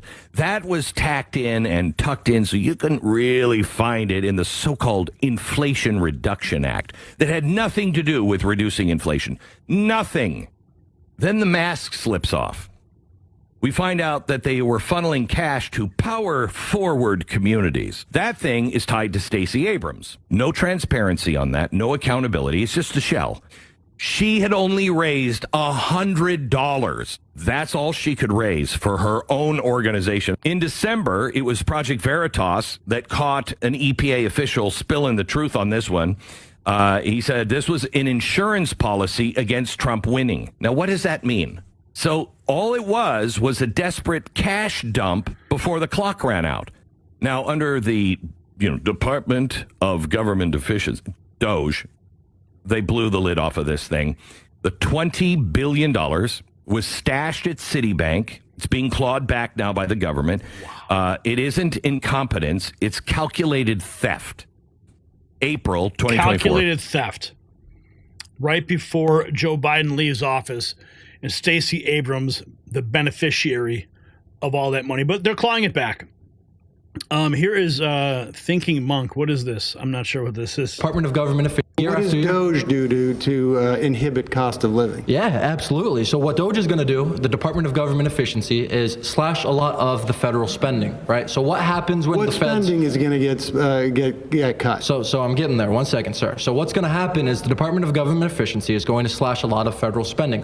What happens is the government, Republicans, Democrats alike, spend a bunch of money that, excuse my language, but it's nonsense, right? They spend it out here, they spend it out there. Be more specific. Here or there, are you talking about cutting defense? Because they're not going to cut defense. Well, for example, wait a second. Well, no. Let me finish. Okay. $175 billion to Ukraine, first and foremost. That was a bunch of nonsense. So we're going to talk about that, but we also have a bunch of other things in the Defense Department, as well as a bunch of DEI departments. Well, they're not touching, first of all, there are no DEI departments. That's completely false. Listen. Defense spending is not going to be touched by Doge. Ron. And when you talk about the government, what's the biggest expenditure government has? Our military and Social Security are our top two. And Medicare and Medicaid, right? Now, they're not going to touch the military. Are they going to cut Social Security? You're asking me like I'm part of Doge. No. Well, you're telling me that Doge is going to help everybody here. And I'm telling you, if they cut Social Security, everybody in here is going to get hit. Because these folks are going to have to pay for their parents because Social Security keeps 2/3 of our elderly out of poverty. So tell me what they're going to cut that's going to make it easier for Americans. I already did. What? I told you the $175 billion that we've sent to Ukraine. Yep, and that's just one example. Here's Scott Jennings. $1 billion that I have an idea for them. Why don't they cut the $15 billion that Musk has received in federal funding? I mean, if what would he you like cares, to cut specifically? I would. Him rescuing our astronauts, giving internet to Ukraine. No. No. He's not rescuing our. Hold on. So Elon's programs are fine, but everybody else's programs. No, she said she wants to cut him out of the government. He does a lot of important things. I'm just asking what you want to get rid of. We need a space program, I think. We're not talking about a space program. I'm talking about how Elon Musk, the wealthiest person in the world, is in the federal government making decisions about grants and about funding whenever he benefits from those things. He has people in a number of government agencies, yes, it is true, including the FBI, in order to find ways to gain grants and to make more money. And are you okay with that? Is that something you're okay with? Well, you're for cutting. You're for cutting, but you're not for cutting. I think you're full of it. Yeah. More mindless rhetoric from the rabid leftists. Here's Charlie Kirk schooling some students on why Doge isn't a pyramid scheme. That is, so my real thing is, how is Doge not a pyramid scheme when it's essentially being a department that is being hiring federal workers to take money away from other federal workers, which is thus creating a strain on the Social Security? You do know the workers for Doge are working for free, right? No, they're not. Yeah, they are. Okay. They're all volunteers. Okay, valid. All right. And do you know about the Doge dividend? Yeah. You can tell the crowd though. You're more welcome. Tell me about the Doge dividend. I'm waiting for you to finish your part, sir. So for example, when we say $40 million on improving the social and economic inclusion of sedentary migrants, $520 million on ESG consulting, $47 million on learning outcomes in Asia, President Trump's plan is to send every single person in this audience a $5,000 check. Get the money back in your pocket. Yeah, that's a bunch of hoopla. Well, that's the plan. We'll see. You see, the money is actually not a pyramid scheme. It's the largest and most ambitious taxpayer refund plan in the history of the country. I'm sure that guy's going to love it when his check shows up. He'll be singing a very different tune. Check this out. Here's with Kyle Becker. This is a Doge protester making Elon Musk's case for him. Even more egregious when you wake up or when you're on your weekend and you get the fork in the road message, or you get the subsequent 5 bullets. Hey, what the hell did you do, you lazy federal worker, this week? How frightening is it that someone on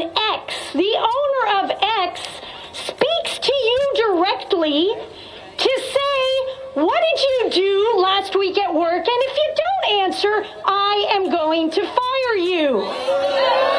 But even more egregious, the president comes out, the most powerful person in the land, and endorses that message. How do you think that makes federal workers feel? When you wake How does it make you feel? I don't know. You're still wearing a mask, honey, so clearly you've got some serious issues going on. Here we have, this is David Harris Jr. talking about USAID as the catalyst of corruption with Mike Benz. Was not to do anything about it. Wow, I gotta go. This is amazing. I need to have you back on really soon, Mike. But really quickly, if you can tell me in 15 or 20 seconds, has every past president for the last 20 years known about this corruption with USAID and just chose not to do anything about it? Well, most of them are on the take. Joe Biden was the head of the Senate Foreign Relations Committee, which directly oversees USAID. USAID was funding Burisma. USAID gave money to Burisma and had a formal partnership agreement with Burisma. Barack Obama's mother worked for USAID. And the Bush family runs right through it. Bush's, Vice President Dick Cheney, Liz Cheney worked for USAID. They're all in on it. And this is the reason that the Trump revolution was so revolutionary. It's because it defeated both sides of the USAID snake. And now we're going to see just exactly how the snake bites back when it's cornered. I wonder if all of the lawfare and the everything that they threw at President Trump in his first term, the Russiagate, the collusion, all the stuff. I wonder if that was just to try to keep him on his heels enough to not look at USAID. But wait, but that was a USAID thing Mike too. Benz, appreciate you. Can I say this one thing real quick? No, I have to say this. Yes. Okay. USAID funded a group called the OCCRP. Everyone can look this up. They paid $20 million to a group of hit piece journalists who turned around and dug up dirt on Rudy Giuliani and then used that as the basis to impeach the sitting president, Donald Trump, in 2019. Yeah. That's how bad this is. And the corruption runs so deep. And that's why you have people freaking out, trying to fight back, protesting, burning Tesla facilities down. I mean, the guy's just trying to make the government efficient. But yet they're attacking X. What do we have here? Representative Richard Hudson, House Democrats, will do anything to defend waste, fraud, and abuse of your tax dollars. They even want to shut down the government over it. It's ridiculous. The American people gave us a mandate, and our CR ensures President Trump can continue to deliver. Let's listen. Abuse so strong. Well, Hakeem Jeffries, the Democrat leader, came out against the bill before we published the bill. He has positioned the Democrats in Congress. Basically what they're saying is we're going to shut down the government to make sure that we can continue to waste your taxpayer dollars. We want to defend waste, fraud, and abuse so strongly that we are willing to shut down the government. It's a silly position, and the American people are with President Trump. Well, Hakeem Jeffries, the Democrat. We are with President Trump, and we're so happy that everything's happening. And we're going to continue to support President Trump. We're going to continue to support Doge. Little side note, though, like this kind of hit me on a personal level. One of my friends who works inside government, I saw a post that he made talking about how his part of where he works is on the chopping block, and he's been working inside one of these agencies for 25 years. And I sit here and I champion these cuts, and I recognize that these cuts need to be made, but there are real people who've done good work that their lives are being totally upended by this. So we can't forget the human element, but we also have to remember that the government has grown so big and so bloated that a lot of these things are not even necessary. And it's unfortunate that there are real people that are going to be affected by this. And I just hope that they can recalibrate and they can retool and they can find employment elsewhere if, in fact, their departments are cut. So, just say a prayer for those folks who are being affected, and that, we can find a balance between government waste and what's happening in these real people's lives. I know maybe you guys are gonna troll me, or you're gonna drag me in the comments for saying this, but we do have to remember there are actual human lives of people who work in these government buildings that are not going to have jobs anymore. So it's wild. But let's listen to what Marjorie Taylor Greene had to say real quick. That is being used. The American people's money has truly been stolen through an incredible amount of fraud and all types of improper payments. This was actually the first hearing I held, which I think sounded super boring to a lot of people because it was Medicare and improper payments. But the things that they've discovered is how Social Security numbers have been used, and these are for dead people that are over 115 years old. And how basically criminals have been able to take these Social Security numbers, and we're able to get things like small business loans. We're able to get all types of money taken from federal government programs and basically stolen it all. It's an extremely important part of this is any type of DOGE cuts, we've got to work into our legislation and work into our budgets and appropriations, and that's a large amount of planning that's happening. I think what's exciting for the American people is this is very bipartisan, and this might be one of the first things that the American people could see coming from Washington, D.C., where we're literally talking about money that is being used in fraudulent ways and being stolen by criminals. And I think it's something the American people care about. It certainly has been like a number one issue. Basically, the American people have been robbed blind, and it's happening through, improper payments, fraud, and a lot of systems that are just so old and outdated, computer systems that can't even work together between departments. Some federal government agencies and departments are actually hiring third-party vendors to hold their data instead of having their own systems that can communicate within the federal government. In the private industry, unfortunately, there's downsizing that happens and people lose their jobs. We're $36 trillion in debt. The American people can't afford it anymore. The American people. I mean, she laid it out right there, but the pattern is becoming impossible to ignore. Billions of taxpayer dollars flowing through government agencies and NGOs into the hands of political operatives. It's not a conspiracy theory. It's following the money. And Charlie Kirk, you saw him educate a college student on why DOGE isn't a pyramid scheme. The real pyramid scheme is the government funneling your hard-earned dollars through layers and layers of bureaucracy until they reach their favored political allies. The media attacks on Musk grow more frenzied as his team uncovers more financial irregularities. So ask yourself why establishment figures are so desperate to discredit him. Is it because he's wrong, or because he's exposing inconvenient truths? The cyber attack on the X platform speaks volumes about the lengths some will go to maintain the status quo. So here is what I want to know from you. Do you believe we've only seen the tip of the iceberg when it comes to corruption and government spending? Or are Musk's findings just isolated incidents? Let us know your thoughts in the comments section. And make a statement with our exclusive gear at the Next News shop. Elon Musk, Ron Paul, Mag Avengers, Next News, hats and gear at shop.nextnewsnetwork.com. What are you waiting for? Support the channel. It's linked below. Okay. We've got to keep running along here. Checking on the super chats. What's up, super chatters? Gary, you missed my joke. Elon has made it to Mars. Mars-a-Lago. Oh, Heather, that was a funny one. Mars-a-Lago. Aeon. If Elon shuts down the internet in Ukraine, the left will try to shut him down because of Doge, NGOs playing domestic terrorists like they did with Antifa. Thank you for that. $5 from Eon and $5 from Heather Reeve.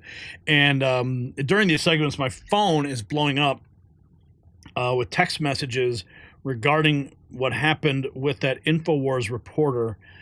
Absolutely tragic. I don't have all the details. It's very scary to consider. I mean, was it because of what he's reporting, what he's uncovering? I mean, you never know, especially with all the attacks going against Elon Musk and people that are exposing the deep state. And we know that the folks at InfoWars do a hell of a job over there doing just that. So say a prayer for everyone at the team at InfoWars, because we don't have all the answers yet, but hopefully we will soon. Okay, let's continue with our next topic of the evening. What we're witnessing is nothing short of historic, the systematic dismantling of the deep state apparatus that has operated in the shadows for decades. A bombshell email obtained by investigative journalist King Solomon reveals that former CIA Director Mike Morrell asking John Brennan to assist with, quote, coordination with the Biden campaign during the 2020 elections. Let that sink in.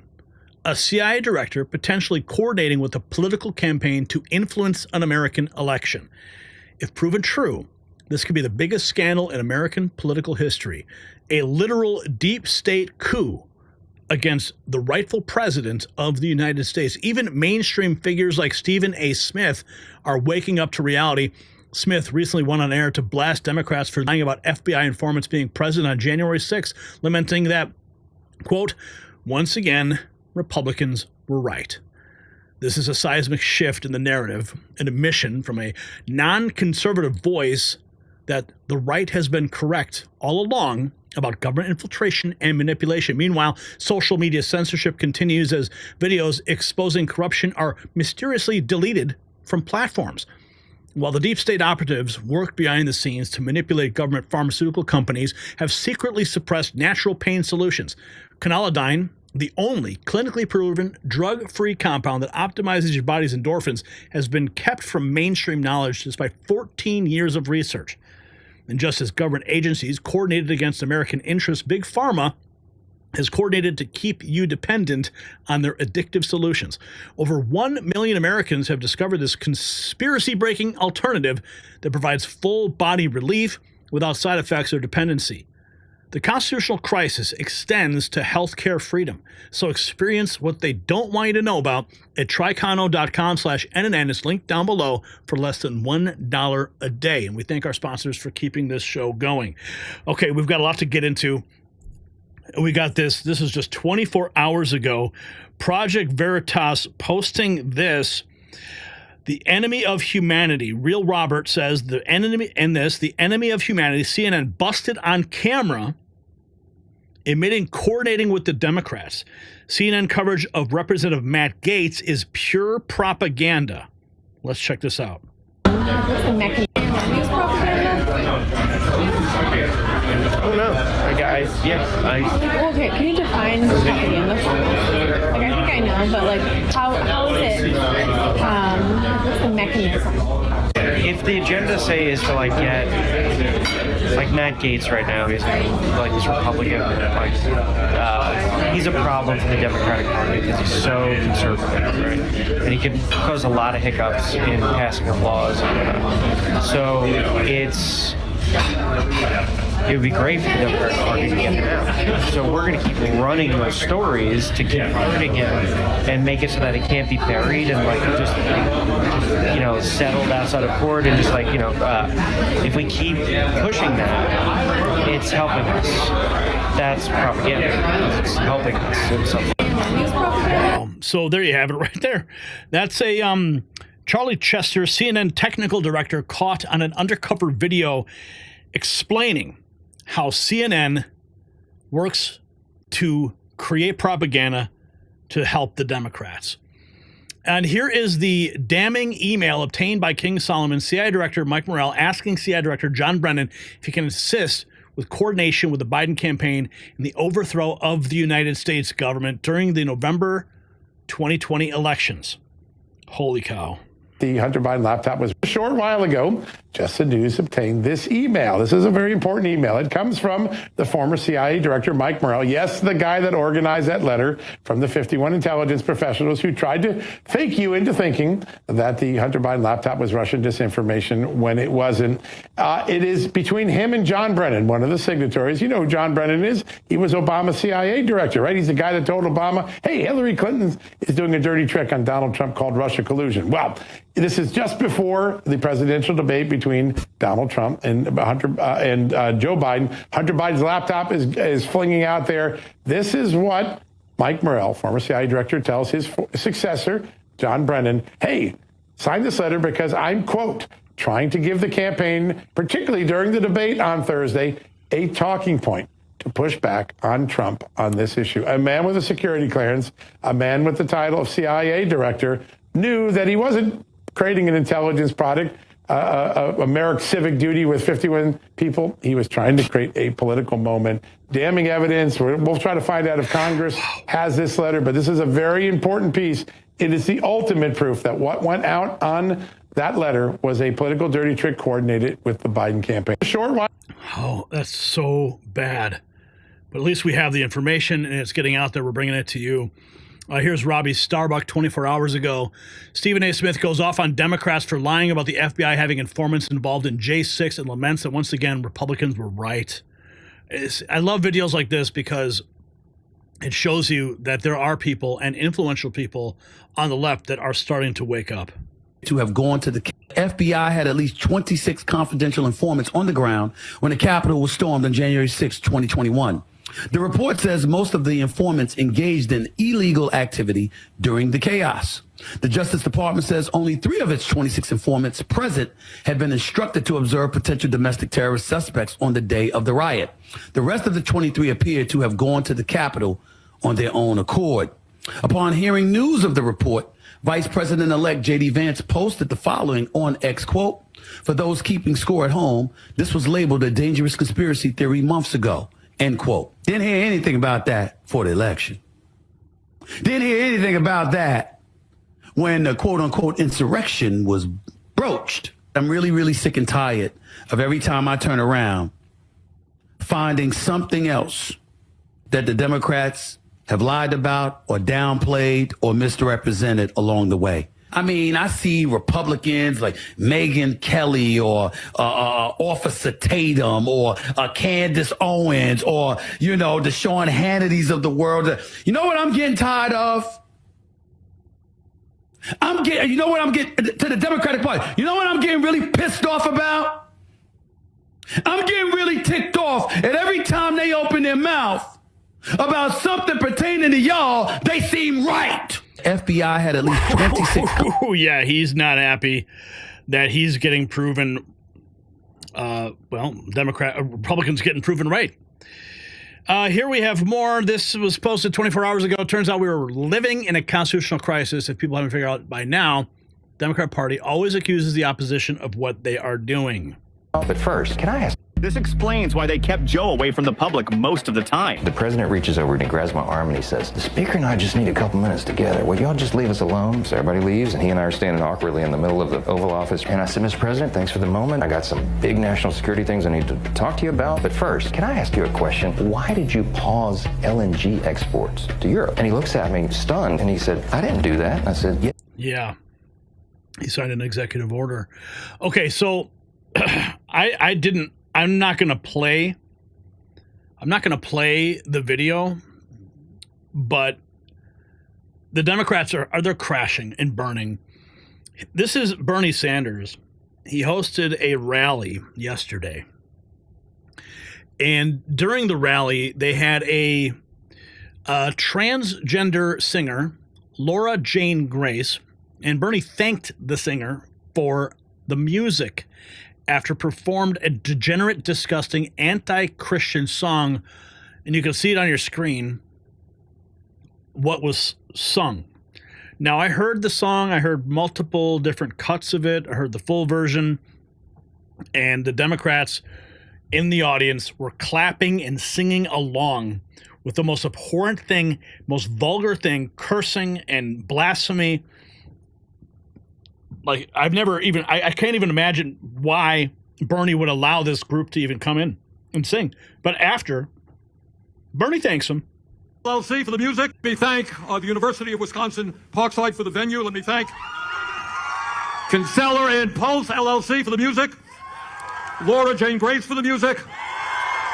Lori, Ellen, Randy, and Congressman Mark Buchan for their great remarks.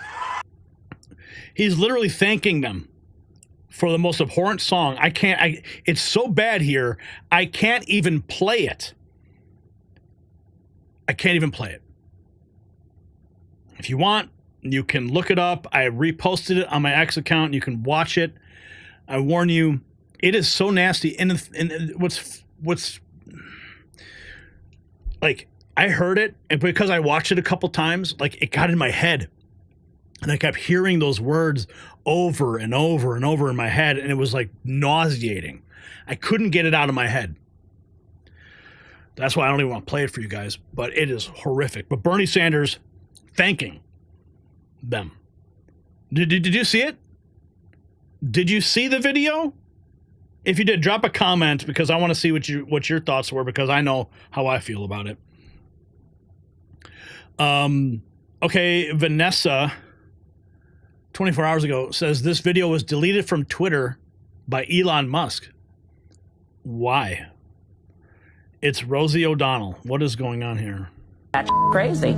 Because I never liked him. Oh, really? If you're 55 and you grew up on Long Island, you know that he's a fake, a phony, and a fraud. Right. There was no mystery to me. Right. So I didn't have him on ever. What is it like? What has it been like for you having the president of the United States criticize your physical appearance? Well, not only my physical appearance, everything. My sexuality, my parenting, my wife. Like, he went really batshit crazy. What is it about you that... Okay, I'm not even going to give her any more airtime. Okay, whatever. In case you're wondering why eggs are so expensive right now, are you curious? Listen. Joe, just after the election in November and December specifically, Joe Biden ordered the murder of over 145 million innocent hens nationwide. Hens, if you didn't know, lay eggs. The official line after the fact from the Biden White House was that the hens had to go because of the bird flu. And I just think it's interesting that all of this happened after Donald Trump won the election. They did this after. It's almost like Joe Biden knew that doing that would cause egg prices to go up, which they did. Oh, it was strategic. Without question, a strategic move by the Biden administration so that people could see it at the grocery store and they could go and blame Trump without any knowledge of what Joe Biden actually did. Here we have Megyn Kelly talking about losing a friend over politics. Have you lost a friend over politics? I know how that feels. So I was like, I lost a friend recently. You did? Over politics. And it was an upsetting evening where I was like, whoa, what's happening here? And then I had to tell you the next day I was over it. So I was amazing. Yeah, because I was like, this person has shown me who they are. Like, I've received new information, which is this person prizes politics over our friendship. And I didn't know that prior to last night. So that's a gift for me to know. And this is not the right person for me because I am a very political person now. Right. You know, I'm a very opinionated, kind of can't avoid my opinions if you're online, you know, and following me on any social media. So that's not the one for me. I lost a friend recently. You did? Over politics. And yeah, not surprising. Not surprising at all.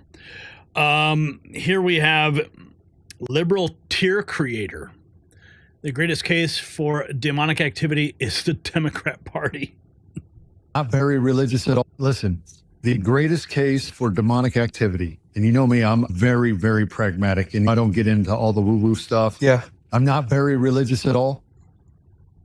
But the greatest case for the devil is the Democratic Party. I've never in my life, every time I look over there and I wonder if God's real sometimes, the fact that the Democratic Party exists and I see some of the things that they're a part of and the things that they stand behind and push, the people groups that they exploit is the greatest case for the devil, which in turn is the greatest case for the existence of God. There is evil in that party and they're under the influence of demonic powers. Under the influence of demonic powers. That's clear. I mean, if you watch that Bernie Sanders video, that Bernie Sanders rally, then you'll clearly know what I'm talking about. Here we have more. This is from the Megyn Kelly show, talking about why President Trump is so relatable. Concerned public. This is why, another thing Democrats don't understand. They don't understand why this billionaire who was given money from his dad is so relatable. Well, why don't you listen to him talk? I've had conversations with rich people, okay? They don't talk like that. Yeah. They are incredibly buttoned up, a lot of them, and concerned publicly about their image, and they're very deliberate about what they say. He don't give a fuck. No. When the Indian reporter was asking him the question, and he was just dibble-dabbling, and then Trump let him finish and go, I don't understand what the hell that guy's talking about. You know who says that? The guy on the construction site. And he called her Pocahontas at the State of the Union. This is how working class people talk. Yeah. This is like what we do. This is how we communicate with one another. So when we see it happen, we're like, oh wow, I relate to that human being. This is why. Okay, we've got to continue with more. Here is Secretary Wright talking about growing our energy production. This is how you bring the prices down. That huge, absolutely. There actually are still pipeline gas imports from Russia into Europe too. The southern pipeline still remains. So yeah, I think Europe saw that huge mistake to bet so much of their energy future on a very uncertain supplier that's become a significant adversary. I think the answer to a lot of this is make sure your energy suppliers are your allies and they're strong and they're reliable. So the rapid ramp up of U.S. LNG exports into Europe have taken about half of the gas that was displaced from Russia from the United States. Yeah. Norway's ramped up and some other sources as well. But that's what the United States is all about. We're going to grow our energy production, grow our LNG exports, grow our trade, grow our connection with Europe. I think this is a stable, secure supply, not only economically good for the U.S. and Europe, but it's good for world peace. It's good for stability. That's a lot of this administration. Grow American energy exports to our allies. Trade and commerce. That's how you continue to have peace. Kerry Bonet. Keep going, Democrats. What's this about? Of this new well, I think you've got to be very careful here. I really do. You've got three white people sitting here discussing the experiences of this new executive director at the DNC. None of us have been in his shoes, and I think all of us would probably agree that the black experience in America has not been all that great. So I am far less offended by some of the things he's done historically than maybe some others are.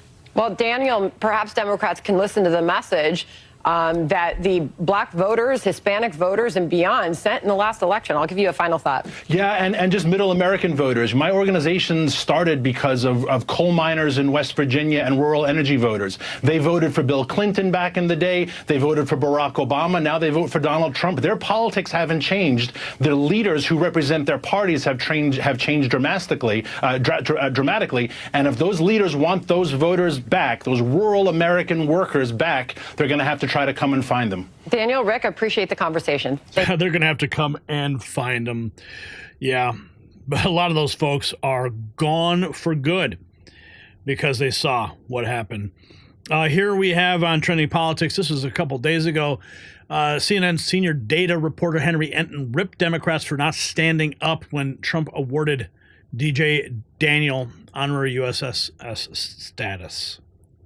In that very... I have no idea which direction. Sir Michael, with all due respect, you think Democrats are going to... absolutely. Wait, let me say this. You think Democrats should applaud Donald Trump when he talks about law enforcement? No, but a kid with cancer... Stop. Let me just... No, excuse me. In that very chamber where Donald Trump's goons tried to harm the people that were sitting there and applauding Donald Trump, you want Democrats to take advice from Donald Trump about law enforcement? It's not about taking advice, Julie. Some things should just simply be above politics. Right. And those are three instances where Democrats could have simply applauded. I'm sorry. You don't have to like the president to say these are good things. This president is cutting funding for childhood cancer. You want to know what he's cutting funding for? The NIH, the CDC. He's got a wacko as the head of HHS. And you want to talk about it. I'm sorry. I'm very happy for that kid. I'm very happy for that kid. I'm glad that his lifelong dream came true and he became, a cop or whatever he wanted to become. But the bottom line is that all it does is accentuate the horrors that Donald Trump is imposing on kids with cancer. Democrats seemed pathetic and they seemed petulant in their behavior last night. And if they think that's going to help them go into midterms, I say keep going. But what about the optics, Michael? Because I know that you look at strategy. And if their constituents which is basically half of the country. I mean, look at Donald Trump did not win in a landslide when you look at the numbers at the end, right, Harry? Yeah, he won what, by 1.5, 2 percentage points? But you know what? So- we so define wait, a mandate so if as a you- victory. A win is a win. So A win is a goes win. to spoils. But I'm just saying that there is a half of the country and half of the voters who rejected him. So if they're standing there. No, I don't think it was half the voters. Okay, enough of that garbage at CNN. They keep trying to spread their propaganda. We'll keep taking it apart. Here we have Devory Darkins.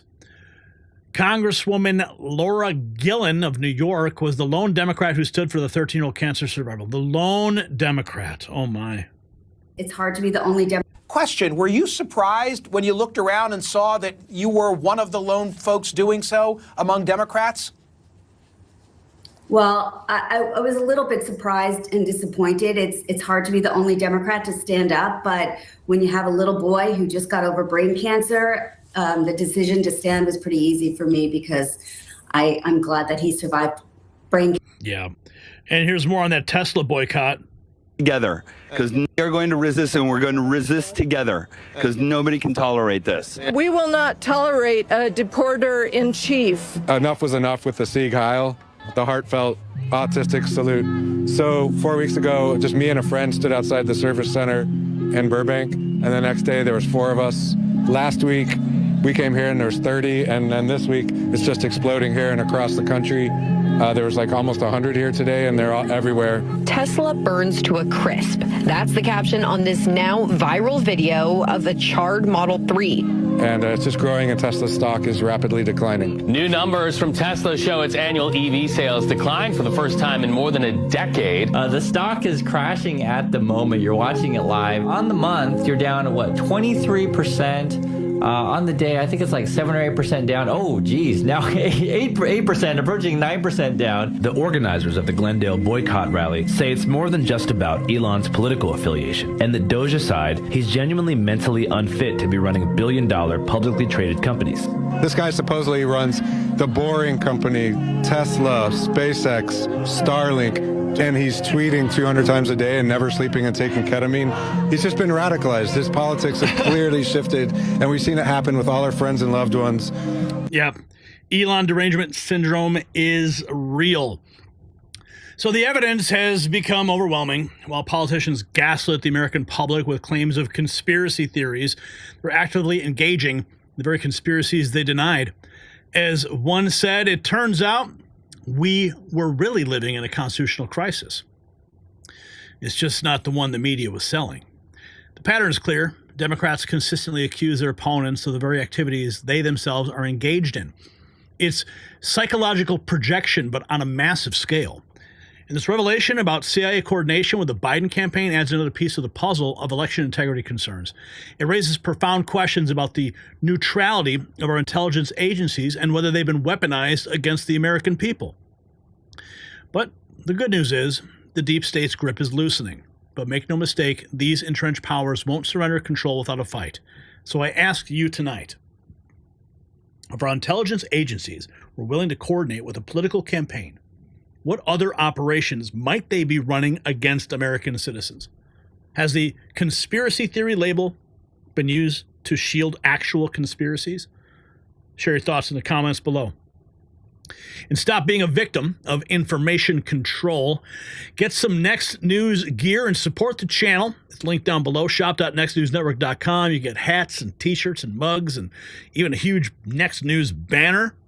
Yeah, support the channel, and we'll love you for it. All right. I don't see any new super chats to speak of, so we're going to jump to the big chat. Big chat and see what you guys are saying. I love Tesla, says inspired by knowledge. Overeducated. Lots of salt there. The salt is flowing tonight. What else? Big Lebowski's here. I'm about to load the boat with Tesla stock. Right on. Sure you. Blowing up the rocket's a standard thing if it goes off course and is unmanned. Most of those the party's been radicalized with Marxists. Haters of Elon And the stupid comments about the business he owns. Wow, start your own business so people can weaponize what you do. Don't forget the caffeine. Ooh. Heather, what? Tesla, y'all. I like the fizzy water. Elon is laughing in billionaire night call. That's funny. R.S. Taylor's got some Bitcoin. Nice. Let's see who else has got. He's one of the richest men in the world. Yes, he is. So deluded. Let the lefty losers talk. Elon's part of the government. Wow, shocking. They turned into tinfoilers. Looks like we got a super chat that just came in. Let's take a look. Curio23, $4.99. Trump won the election with 509 electoral college votes. 309, I believe. Courtesy of the National Popular Vote Compact, 18 states signed the law. Not familiar with that, Curio, so I'll have to take a look. 509? I don't think that's the correct number. But maybe you're talking about some other type of voting system I'm not familiar with. And let's see what else we got here in the big chat. Big chat. Let's see here. Blue-haired witches running the DNC. Hey, Ides, can you see me now? Salty nationalist.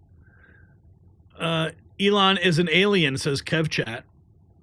312, says Sammy B.A. Yes, 312 electoral college votes.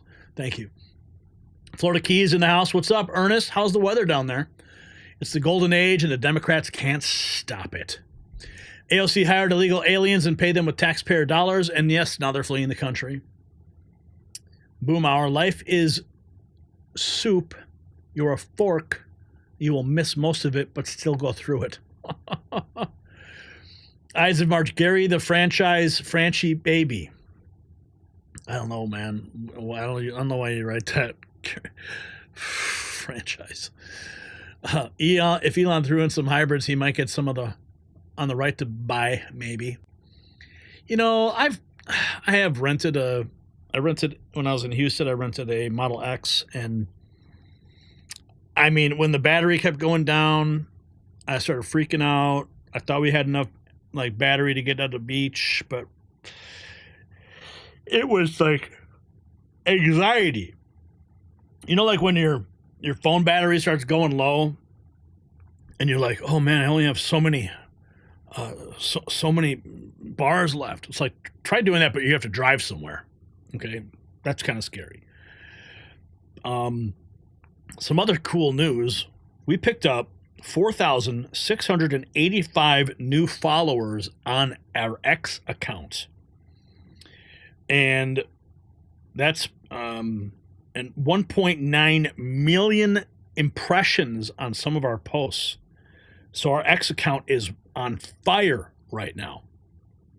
Yeah, it is on fire. And I'm looking, we're at 75,800 followers on X. It is amazing to watch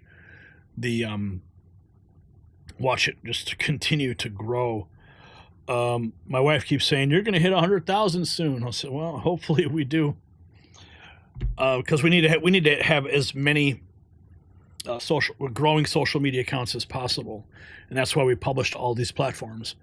Okay, let's get to let's see. The ice storm has cometh. Oh yeah, baby, the ice storm is upon us. Got some really interesting news for you on this front. So let's rock and roll. Let's see here. Okay, there we go.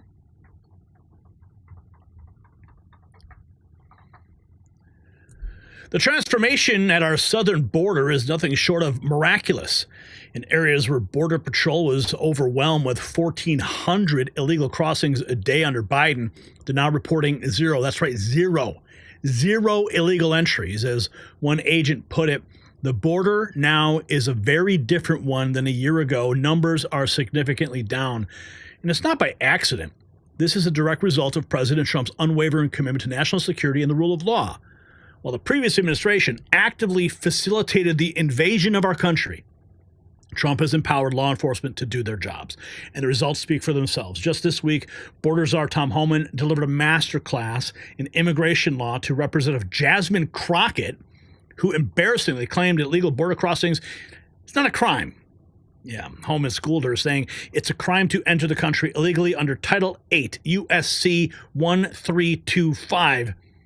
And it's really pathetic that any member of Congress doesn't understand what the law says. This exchange perfectly illustrates why we are winning. They don't even know the laws they're supposed to enforce. Meanwhile, ICE just apprehended radical student Mahmoud Kahil at Columbia University. And as Trump secures our national border, there's another invasion threatening American men, a testosterone-killing food, destroying your hormonal borders daily.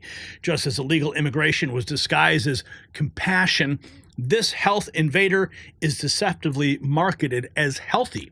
While Border Patrol reports dramatic drops in illegal crossings, men eliminating one food report equally dramatic increases in testosterone levels, and the results are immediate, much like Trump's border policies.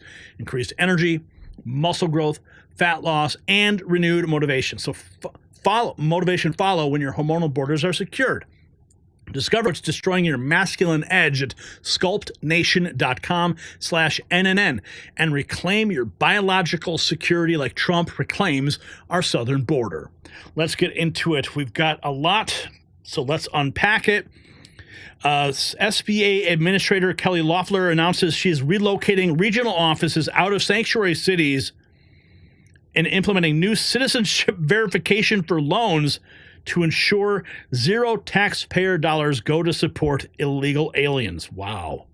That small business is big business, and 99% of our companies across America are small businesses.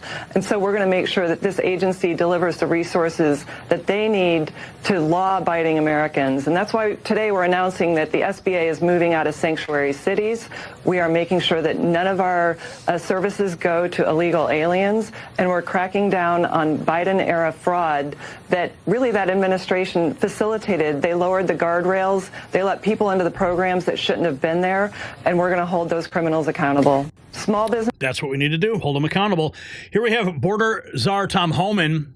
President Trump did in 3 weeks that Biden couldn't do in 4 years. I respect Senator Langford. President Trump did in 3 weeks what Joe Biden didn't do in 4 years. And that bipartisan border bill, look, I respect Senator Langford. He called me, walked through that bill with me. He asked me to support it. I said no. I'm not okay with 4,000 or 5,000 illegal aliens a day crossing this border as being normal. I don't want that in statute. I'm not okay with a bill that doesn't address sex trafficking of women and children. And right now, you look at the numbers, what President Trump has did, we went from an average at the highs of 10 to 11,000 a day under Biden to 200. 11,000 to 200. The gotaways that I spoke about, 1,800 a day average under Joe Biden. You know what I saw the other day? 41. 1,800 to 41. We won't be happy if that number is zero, but look at the strides President Trump made in 3 weeks. It is amazing. Biden. It's absolutely amazing. Now, here is Jasmine Crockett. Did you guys see this? Unbelievable. It's not a criminal. It is not a criminal violation to enter the country illegally. It's not a criminal. It's a crime. It's not a crime, which is why they're so frustrated, because they really want our local law enforcement to go out and round up people when they could be looking out for the murderers and the sexual abusers as well as the robbers. They want them to go and round people up on civil accusations. And so it is not a criminal. And that's exactly what Trump is doing. He's rounding up the very people she just mentioned. But her reality that crossing the border illegally is not a crime is clearly delusional. Okay, let's get to the reaction from Tom Homan. I think we have it here. Okay, here's where he brings it up. Talking about pushing back on Jasmine Crockett's ridiculous assertions. United States Code. Is it a crime or a misdemeanor to enter the country illegally? It's a crime to enter the country illegally on Title 8, United States Code 1325, and it's really pathetic that any member of Congress don't understand what the law says. They wrote the law. They enacted the law. It was signed by the president. It's a criminal violation to enter the country illegally. If you've entered it prior, it's a felony. So, I've been saying this for I don't know how long on your show, and I had to educate AOC years ago during the hearing that it's a crime to enter this country illegally, and we're going to enforce those laws. It is a crime, 100% clear as day. Here's President Trump talking about the job gains. The big gains for native-born Americans for the first time in 15 months. The job gains for native-born Americans, for American people born in America, exceeded job gains for migrant and foreign-born workers. This is the first time that's happened in more than 15 months. Employment for native-born workers went up by 284,000, while foreign-born workers went down by 87,000. Now, you've heard the same stat where foreign workers were taking up all the jobs or almost all the jobs. In some cases, literally all of the jobs. And now it's 284,000 native-born jobs here, people born in our country, 284,000, while foreign-born workers went down by 87,000. First time that's happened in a long time. So these are incredible numbers, and they're very early. I mean, we're here for 5 weeks, but we have been talking about it since the big win in November 5th. So a lot of these people, they listen to us speak and they say, well, I'm going to gear up, and they're gearing up. And so they've been gearing up. They've had a little time. It's not just 5 weeks. It's 5 weeks plus a few months. So America, jobs are coming back. The numbers prove it. Here's that post. Kristi Noem talking about who she identified the leakers. We plan to process. Everyone, I wanted to give you a quick update. We have identified 2 leakers of information here at the Department of Homeland Security who have been telling individuals about our operations and putting law enforcement lives in jeopardy. We plan to prosecute these 2 individuals and hold them accountable for what they've done. And we're going to continue to do all that we can to keep America safe. You know what? Everyone wants to see arrests. I'm seeing the posts. I'm seeing the chatter. Everyone is demanding arrests. And I think what we have here is an example of the first arrest we will see under this administration. Now, if these arrests are highly publicized, if we see them actually getting arrested, similarly to how we saw, Donald Trump's house get raided at Mar-a-Lago, CNN was staged beforehand. They got all the shots. So if we see these 2 individuals get perp walked, it's going to send a very strong message that Donald Trump and Kristi Noem, they are not messing around, because they could be next. And hopefully we will see more. We want to see accountability. Accountability is long overdue in this country. Here is CBS. They reported that the border is heavily fortified. Multiple factors. Just feet away from Mexico, our cameras captured a heavily fortified U.S. border. This has been known for so many years for the high level of smuggling activity. That has been true historically, but not anymore. The activity is very slow. There's multiple factors attached to why we have seen a significant drop in apprehensions recently. One of them, of course, is consequences. And you believe that is due to new policies from Washington, D.C.? It has a lot to do with that.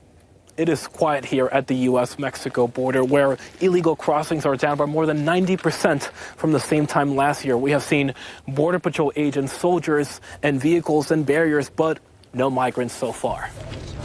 President Trump has shut down the U.S. asylum system, empowering officials to swiftly deport migrants without processing their claims. He has also deployed thousands of troops to the border and tasked the military with deportations. It's a crackdown felt across the border in Mexico. And remember that CPB-1 app that Joe Biden was using to allow these asylum seekers to basically pre-register their asylum appointments so they can cross the border? They have just retooled that entire app, Trump's administration, as a self-deportation app, so they can register that they are intending to self-deport or register that they have deported. I mean, I'm sure some people will be abusing it, but they're making all those people that had the app, update your app. Oh, now I've got to self-deport. It's genius. It's just one way that Donald Trump is making America great again.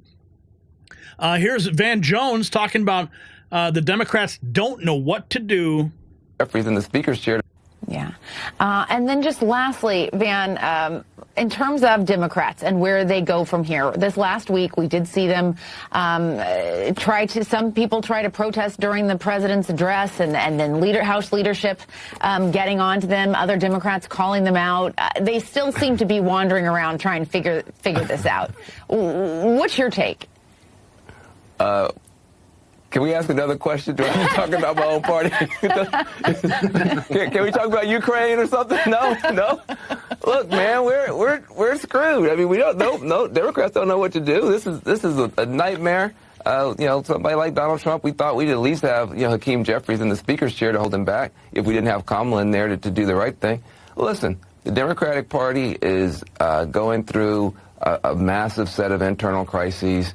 You have a party that got trapped two ways. One, defending a broken status quo that nobody likes because they thought that Donald Trump was going to make it worse. But when you're defending the status quo, you're going to lose. And then offending most people in the country, calling everybody sexist and racist and transphobic and every other name, and then saying, please follow us. That's not a good strategy, folks. Defending a broken status quo and offending most of the country turns out is not as popular as my party thought it was going to be. And so it's going to take a while for people to get it figured out. I don't like talking about this. I'd rather beat up. Can you give me something I can beat up Shermichael about? I don't want to talk about my own party. I know. Yeah, see, they know the writings on the wall. He knows the writings on the wall. And it's obvious. Here's a CBS immigration reporter talking about what he sees when we go to the border. Mexico border. You spent how long, going along the About border? 4 hours. And how different was this trip versus past trips Well, we during did not different see a administrations? single migrant or asylum seeker. And typically, when we go to the U.S.-Mexico border, we at least see one group of people who are trying to cross into the U.S. illegally.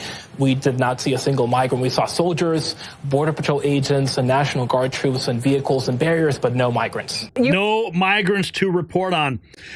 Here we have, this is Vice President Vance talking about income of American families. Even renting, I have to say I'm hard-pressed to think of a time in my 40 years of life where it's been so hard for normal American citizens to afford a home.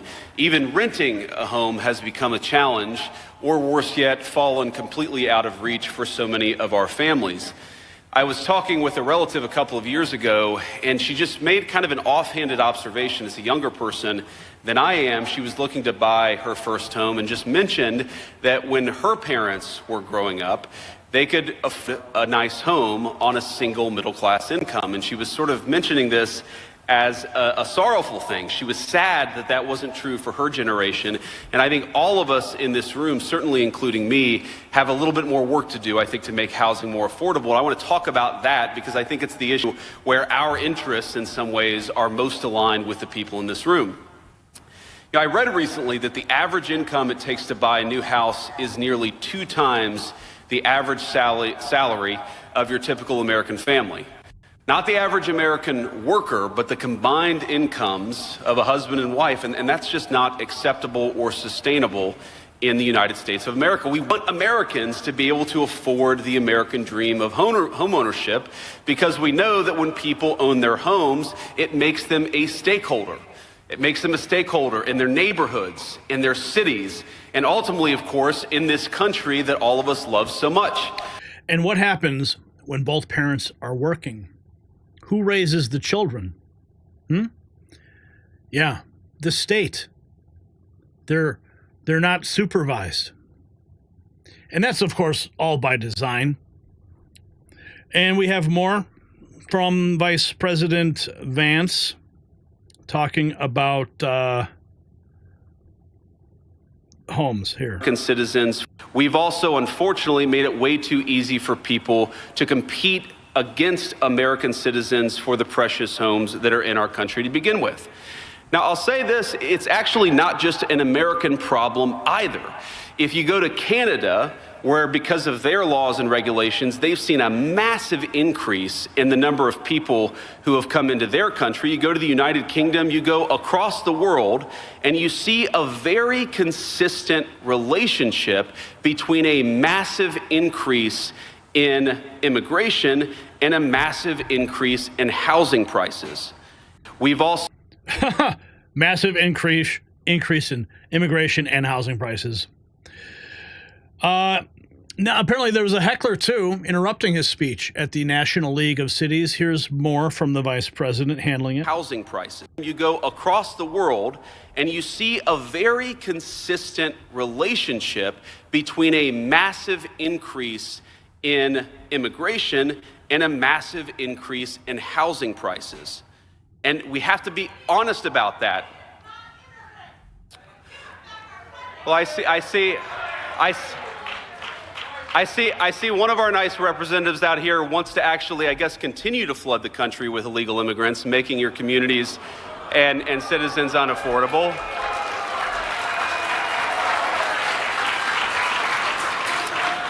But ma'am, with all respect, one of the reasons why we're doing what we're doing is because we want to make it more affordable for Americans to live.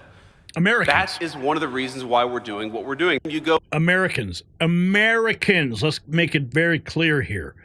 You can certainly come to this country. Just do it the right way. Bill Malugin, 5 hours ago, ICE Houston announces the arrest of 646 illegal aliens in a week-long operation in the Houston area. 543 of them were criminals, including 140 aggravated felons and 34 offenders. These are huge numbers for a single ICE office in 1 week. We have this from Caroline Levitt 7 hours ago. Staggering, migration to the U.S. through Panama jungle route plunges by 99%. And here we have this. Election crime researcher Steve Baldwin confirms beyond a shadow of a doubt domestic terror organizations disguised as NGOs attempted to overthrow the U.S. government during the election. Voter rolls are full of illegal aliens. Listen to this. Aliens on the vote and research and voter fraud on and off for decades. And I'm in touch with a whole network of attorneys who work on voter fraud issues. And what we have found is that some of the voter rolls in the swing states are chock full of illegal aliens and other people who should not be on the voter roll. But we know there are illegal aliens on the voting rolls because they register their address as the processing center. All these NGOs that are processing them, even before they cross the border, they're using the address of the processing center as their voter registration address. I guess they think Republicans are too stupid to notice. But we have software where we integrate the property tax records with the voting file, and so we can see where every voter actually lives. They have to live at a legal residence, and many do not, by the thousands. And all these new illegal voters are inundating the voting rolls, in especially the swing states. They are preparing for another big steal. And in 2022, Senator Ron Johnson and Jay Valentine. And this is the big news right now. Everyone's talking about this. The White House published this 7 hours ago. Shalom Mohammed. ICE proudly apprehended and detained Mohammed Khalil, a radical foreign pro-Hamas student on the campus of Columbia University. This is the first arrest and many to come, President Donald J. Trump. Now, here's the individual himself. Multiple videos circulating of him agitating on college campuses. So he has been arrested by ICE and he led activities aligned to Hamas, which is a designated terrorist organization. Trump said this: following my previously signed executive orders, ICE proudly apprehended and detained Mohammed Khalil, radical foreign pro-Hamas student on the campus of Columbia University. This is the first arrest of many to come. We know there are more students at Columbia and other universities across the country who engage in pro-terrorist, anti-Semitic, anti-American activity, and the Trump administration will not tolerate it. Many are not students. They're paid agitators. We will find, apprehend, and deport these terrorist sympathizers from our country, never to return again. If you support terrorism, including slaughtering of innocent men, women, and children, your presence is contrary to our national and foreign policy interests, and you are not welcome here. We expect every one of America's colleges and universities to comply. Thank you very much. That's a direct message posted by the official White House account. Let's see. We have more. My goodness, there's so much news here. Unreal. Here we have this. The border is a very different one than a year ago. This is another news report. Just across this small valley, cartel scouts are watching, tracking the movements of Border Patrol. It's rocking a little bit. And us. Just us being here right now, it alerts them something different's going on. The border now is a very different one than a year ago. Numbers are significantly down, and I'm told that allows Border Patrol to focus more on security enforcement and less on picking up and processing migrants. Members of the delegation were told migrant encounter numbers dropped 90% from January to February. The tour also something of a victory lap for these staunch supporters of President Donald Trump. So let me guess, the cartels that are bringing criminals across, fentanyl across, is poison America. They don't like Trump. Eager to share what they see as clear positive impacts of his return to the White House. Hearing that there was, in the same processing facility that we stood in today, there was 0 people today, and a year ago we probably would have seen 1,400 people. I mean, that's a pretty phenomenal change. Just across this. Oh, yeah. We got some more to get to. More news reports. Over the weekend, FBI saved 2 children who were kidnapped by their father, taken across the border to Mexico and held for ransom. Children are safe, and the kidnapper is in jail. Here we have this. This is 13 hours ago. The Trump administration working tirelessly to ensure every public safety threat is removed. Hidalgo County. Moving on, a member of the Partido Revolucionario Mexicano gang was arrested in the city of Edinburgh by Border Patrol agents. The man appearing on your screen is known as Lieutenant in charge of Northern Hidalgo County, who had been deported out of the country in the year 2021. Now, the man's identity has not been revealed, but will face charges for aggravated illegal re-entry. Authorities assured that work is continuing to achieve the arrest of the members of this gang for border security. And the Texas Department of Public Safety arrested a man for evading arrest and human smuggling. Melvin Toraya led DPS officers on a high-speed chase, this in Webb County. Now, when the vehicle was stopped, the man fled on foot. 4 undocumented migrants also left the vehicle, running in directions to the Rio Grande Valley. Now, Toraya and a single migrant were arrested. The man now faces 4 charges of human smuggling, among others. So the success at our border extends beyond statistics. Texas DPS officers recently arrested 2 smugglers after a high-speed chase, catching them with 5 illegal aliens in their vehicle. Criminals are now facing serious charges, and a human cargo has been turned over to Border Patrol for processing. This is the system working as designed. State and federal authorities cooperating to enforce immigration law and protect American communities from criminal enterprises. Even more encouraging, the FBI successfully rescued 2 American children kidnapped by their father and taken to Mexico for ransom. Under the previous administration, these kids might have been abandoned to their fate, but with renewed focus on protecting Americans rather than illegal aliens, these children are now safely home and their kidnapper behind bars. So the question I have for you tonight is simple. It's also profound. Why did the previous administration actively resist the enforcement of immigration laws that were passed by Congress and signed by presidents of both parties? Was there a real agenda in allowing millions of unvetted foreign nationals to pour across our border?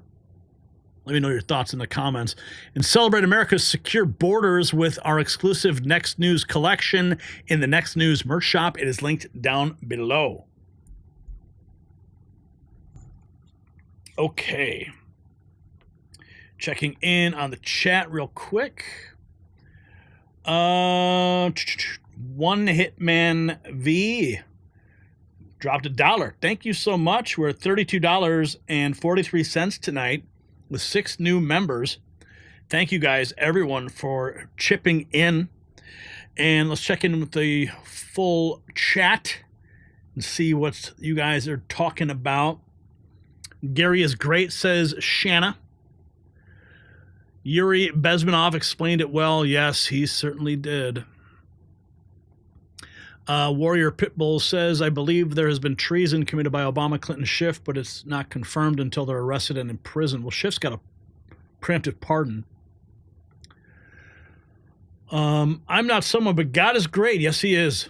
Oh, he is. Man, if you would have told me 5 months ago that I'd be able to report from the White House, yeah, I would have told you you're crazy. But God definitely has turned our life and this channel around more than I could ever imagine.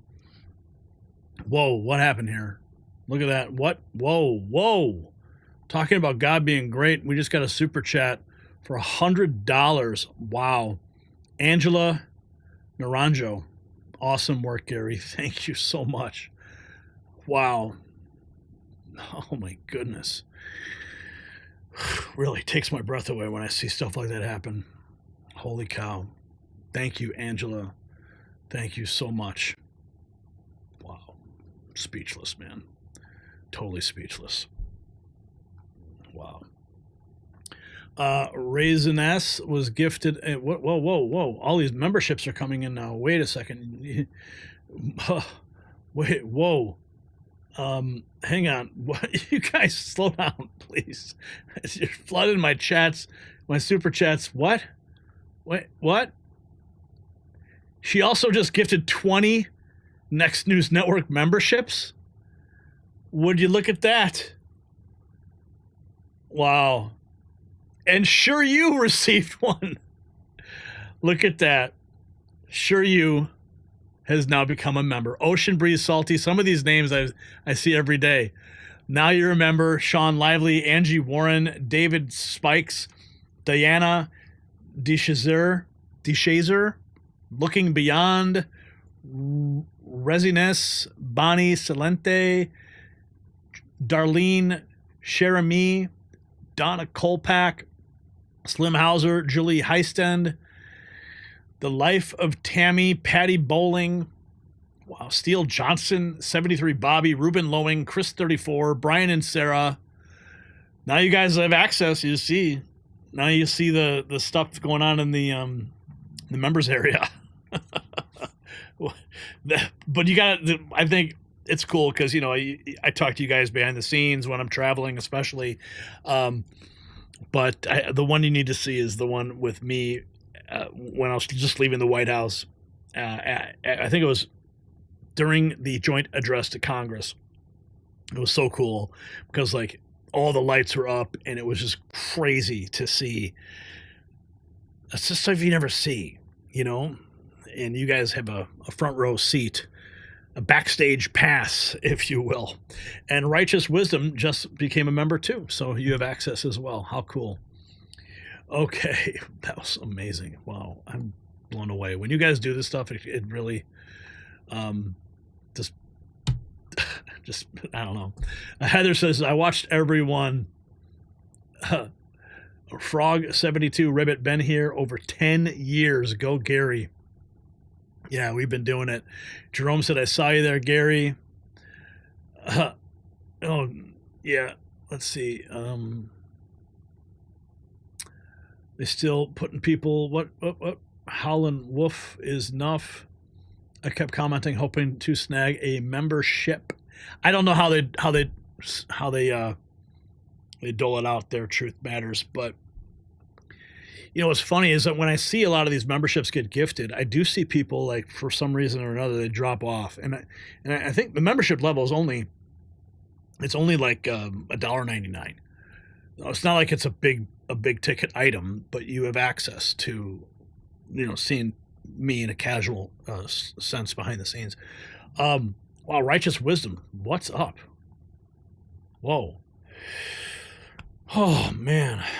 Keep grinding, Gare Bear. Keep grinding, Gare Bear. Yeah, I've heard that one 100 times, Gare Bear. God, I love you guys. I do. Was there another? Oh, look at it. What? Wait, another? What? Wait. Another? Holy cow. What? Angela? Wait, did Angela just gift more? Oh my. 20 memberships. it's the end of the show, and you guys are just like blowing up the super chats and membership gifts. Oh my goodness, it's a beautiful thing. Angela just dropped 20. Stephanie, Ricky Bobby, Margaret Free, D. Perry, Waniska, Daniel Huntley, Terry Glassnap, Darren Carlin, R. Health, Dr. Meh, Eileen Van Sulichem, Jerome the Subdog, Paul Poco, Becky Huntsman, Joanne Herring, Robert Critchley, Firm Audits, Brad, Shell Swanson, and Aeon has just become a member too. Dude, you guys are... Where's Juan? Juan blew up our memberships the other night, dropping like 200 new members or more. I don't even know what happened. It was the most crazy thing I'd ever seen. But again, maintain your memberships.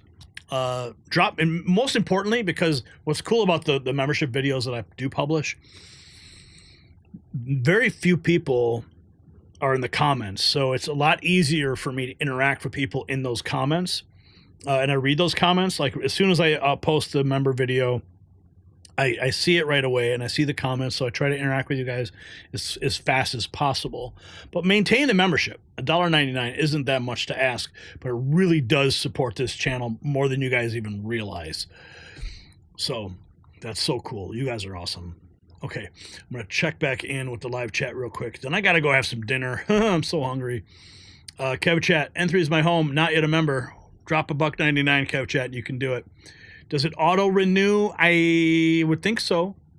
I think so. Okay, let's check in on the main big show, the big show chat, the big chat. That's what I'm looking for. And see what's going on. Let's check. I want to see how many views that are. Let's see. There's. Oh, that's me. I'm live right there. That's me. Okay, here's the interview I did with Joe Exotic, dropping tomorrow. If you missed it, here, I'll play it again for you. In there. Now let's get back to President Trump. You've asked for a pardon from President Trump before. What happened there, and what is your message to him right now? I mean, he's watching right now. President Trump, you know, I'm pleading to be released from federal prison. I haven't done anything wrong. I've lost everything I've ever worked for, the American dream that we're supposed to strive for. I made it 55 years without a speeding ticket, sir, and I've done good my whole life, okay? I'm not a danger to the public. I would like to come back out and continue my charity work for the homeless people, for the homeless vets, for sick and dying little kids like I used to. President Trump, you know, he cares about families. We know this, and he's done wonderful things for my own family and for my wife. How has your conviction affected your loved ones? They all died since I've been here. My mom and dad both have passed away. I didn't get as much as be able to say goodbye to anybody. It's like they got on an airplane and crashed in the middle of the ocean and never came back. I didn't even get the decency to be told when they died. I don't even know when my mom and dad died. When my dad died, the prison let me have a 5-minute call with the funeral home, and the only thing the funeral home said was, "We just got done embalming your father." That's insane. So that drops tomorrow. I already got 5,600 hits on that. I think more, to be honest with you. Yeah, 5,607 reposts, 2 quotes, 23 likes. So help us get this out there, guys, and drop over to our X account and repost this. They've already responded. Joe Exotic did not hurt anyone. Joe Exotic did not pay anyone. Joe Exotic had no plans to hurt anyone. Joe suffered 7 years behind bars, being isolated, abused, and treated in ways no American should ever endure. Joe had no prior criminal record. And you're going to... It was a really good... It's like I had to go through 2... Whoa! I had to go through 2 phone calls with him. He called me directly from prison. And... the first one, you can only talk for 15 minutes. They're only given so many minutes a month to speak on the phone. And when I spoke with him, the first interview got like cut at the 15-minute mark, so we scheduled another call, did another 15 minutes to wrap it up. So we've got some really awesome information that's going to drop when you hear his case. Tulsi Gabbard cutting off intel access to Biden, Weissman, Bragg, Sullivan, and the 51 intel frauds. That just happened. Should Ilhan Omar be deported for arrested for marrying her brother?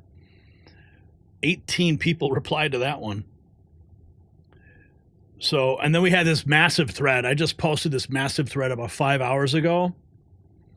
And this is already got 17,000 hits. It's a rundown of the first 50 days of Trump's presidency. We received the message directly from the White House about how Trump is just changing America so quickly. So make sure you head over to that. It's a really good thread. Lots of good information that we posted for you guys. So I'm going to jump out. I got to go get dinner. We got to make some thumbnails for tomorrow. But that's our show for tonight. And what a show it's been. We've covered ground the corporate media wouldn't touch with a 10-foot pole. That's exactly why you're here. So let's recap what we have learned. Trump's America First agenda is delivering massive wins, from a $20 billion investment in American shipbuilding to reclaiming the Panama Canal. These aren't small adjustments to policy. They're fundamental shifts in how America projects power and protects its interests. After decades of managed decline, we're witnessing American revival that has the globalists terrified. We've seen how Trump has declared war on the Democrat machine and their media enablers, promising to make America rich again through strategic tariffs and reciprocal trade relationships. He said, quote, "We're going to become so rich you're not going to know where to spend all that money." And unlike most politicians, Trump has a track record of delivering on his promises, so I'm looking forward to that one. And Elon Musk Doge is exposing Democrat scams of staggering proportions. Billions of your tax dollars funneled through organizations that began with just $100. No wonder X is facing massive cyber attacks. When you shine a light on corruption, the cockroaches scatter. And the deep state's grip on America is crumbling as bombshell revelations come to light. CIA emails potentially showing coordination with the Biden campaign in 2020 could be the evidence of the biggest scandal in American history. Even mainstream figures like Stephen A. Smith are acknowledging that Republicans were right all along about government infiltration. And don't forget, tomorrow we're dropping my explosive full interview with Joe Exotic direct from his prison cell. The teaser you saw tonight is just the tip of the iceberg. His message for President Trump is something the mainstream media will never air. So set your notifications now. This is an interview that could change everything and even give him freedom. And none of this coverage would be possible without your support. The corporate media won't touch these stories because they're complicit in the corruption that we expose. Your donations at Give, Send, Go or PayPal, they help us bypass the censorship machine and bring truth to millions of Americans. So I want to personally thank everyone who sent in super chats and Rumble rants tonight. $182.43 and 50 new members. Absolutely astonishing right at the end of the show. Wow, I'm just blown away. But your questions, your comments, you guys make this show what it is, a true interaction between Americans who care about the future of this country. So before you go, don't forget to visit our merch shop. Yes, I'm a broken record. Shop.nextnewsnetwork.com. If you haven't grabbed a Next News hat or a shirt, what are you waiting for? You need to get some exclusive limited edition gear and support the network. Wear your values proudly and let others know where you get your real news. That's how we can identify each other on the street. Hey, you watch Next News too. And most importantly, tell a friend about our show and tomorrow's Joe Exotic bombshell. Because word of mouth is the most powerful weapon against censorship. One text message can break through their algorithm. So thanks for joining the Raw Feed. I'm Gary Franchi. We will see you on the next show. Good night, and God bless.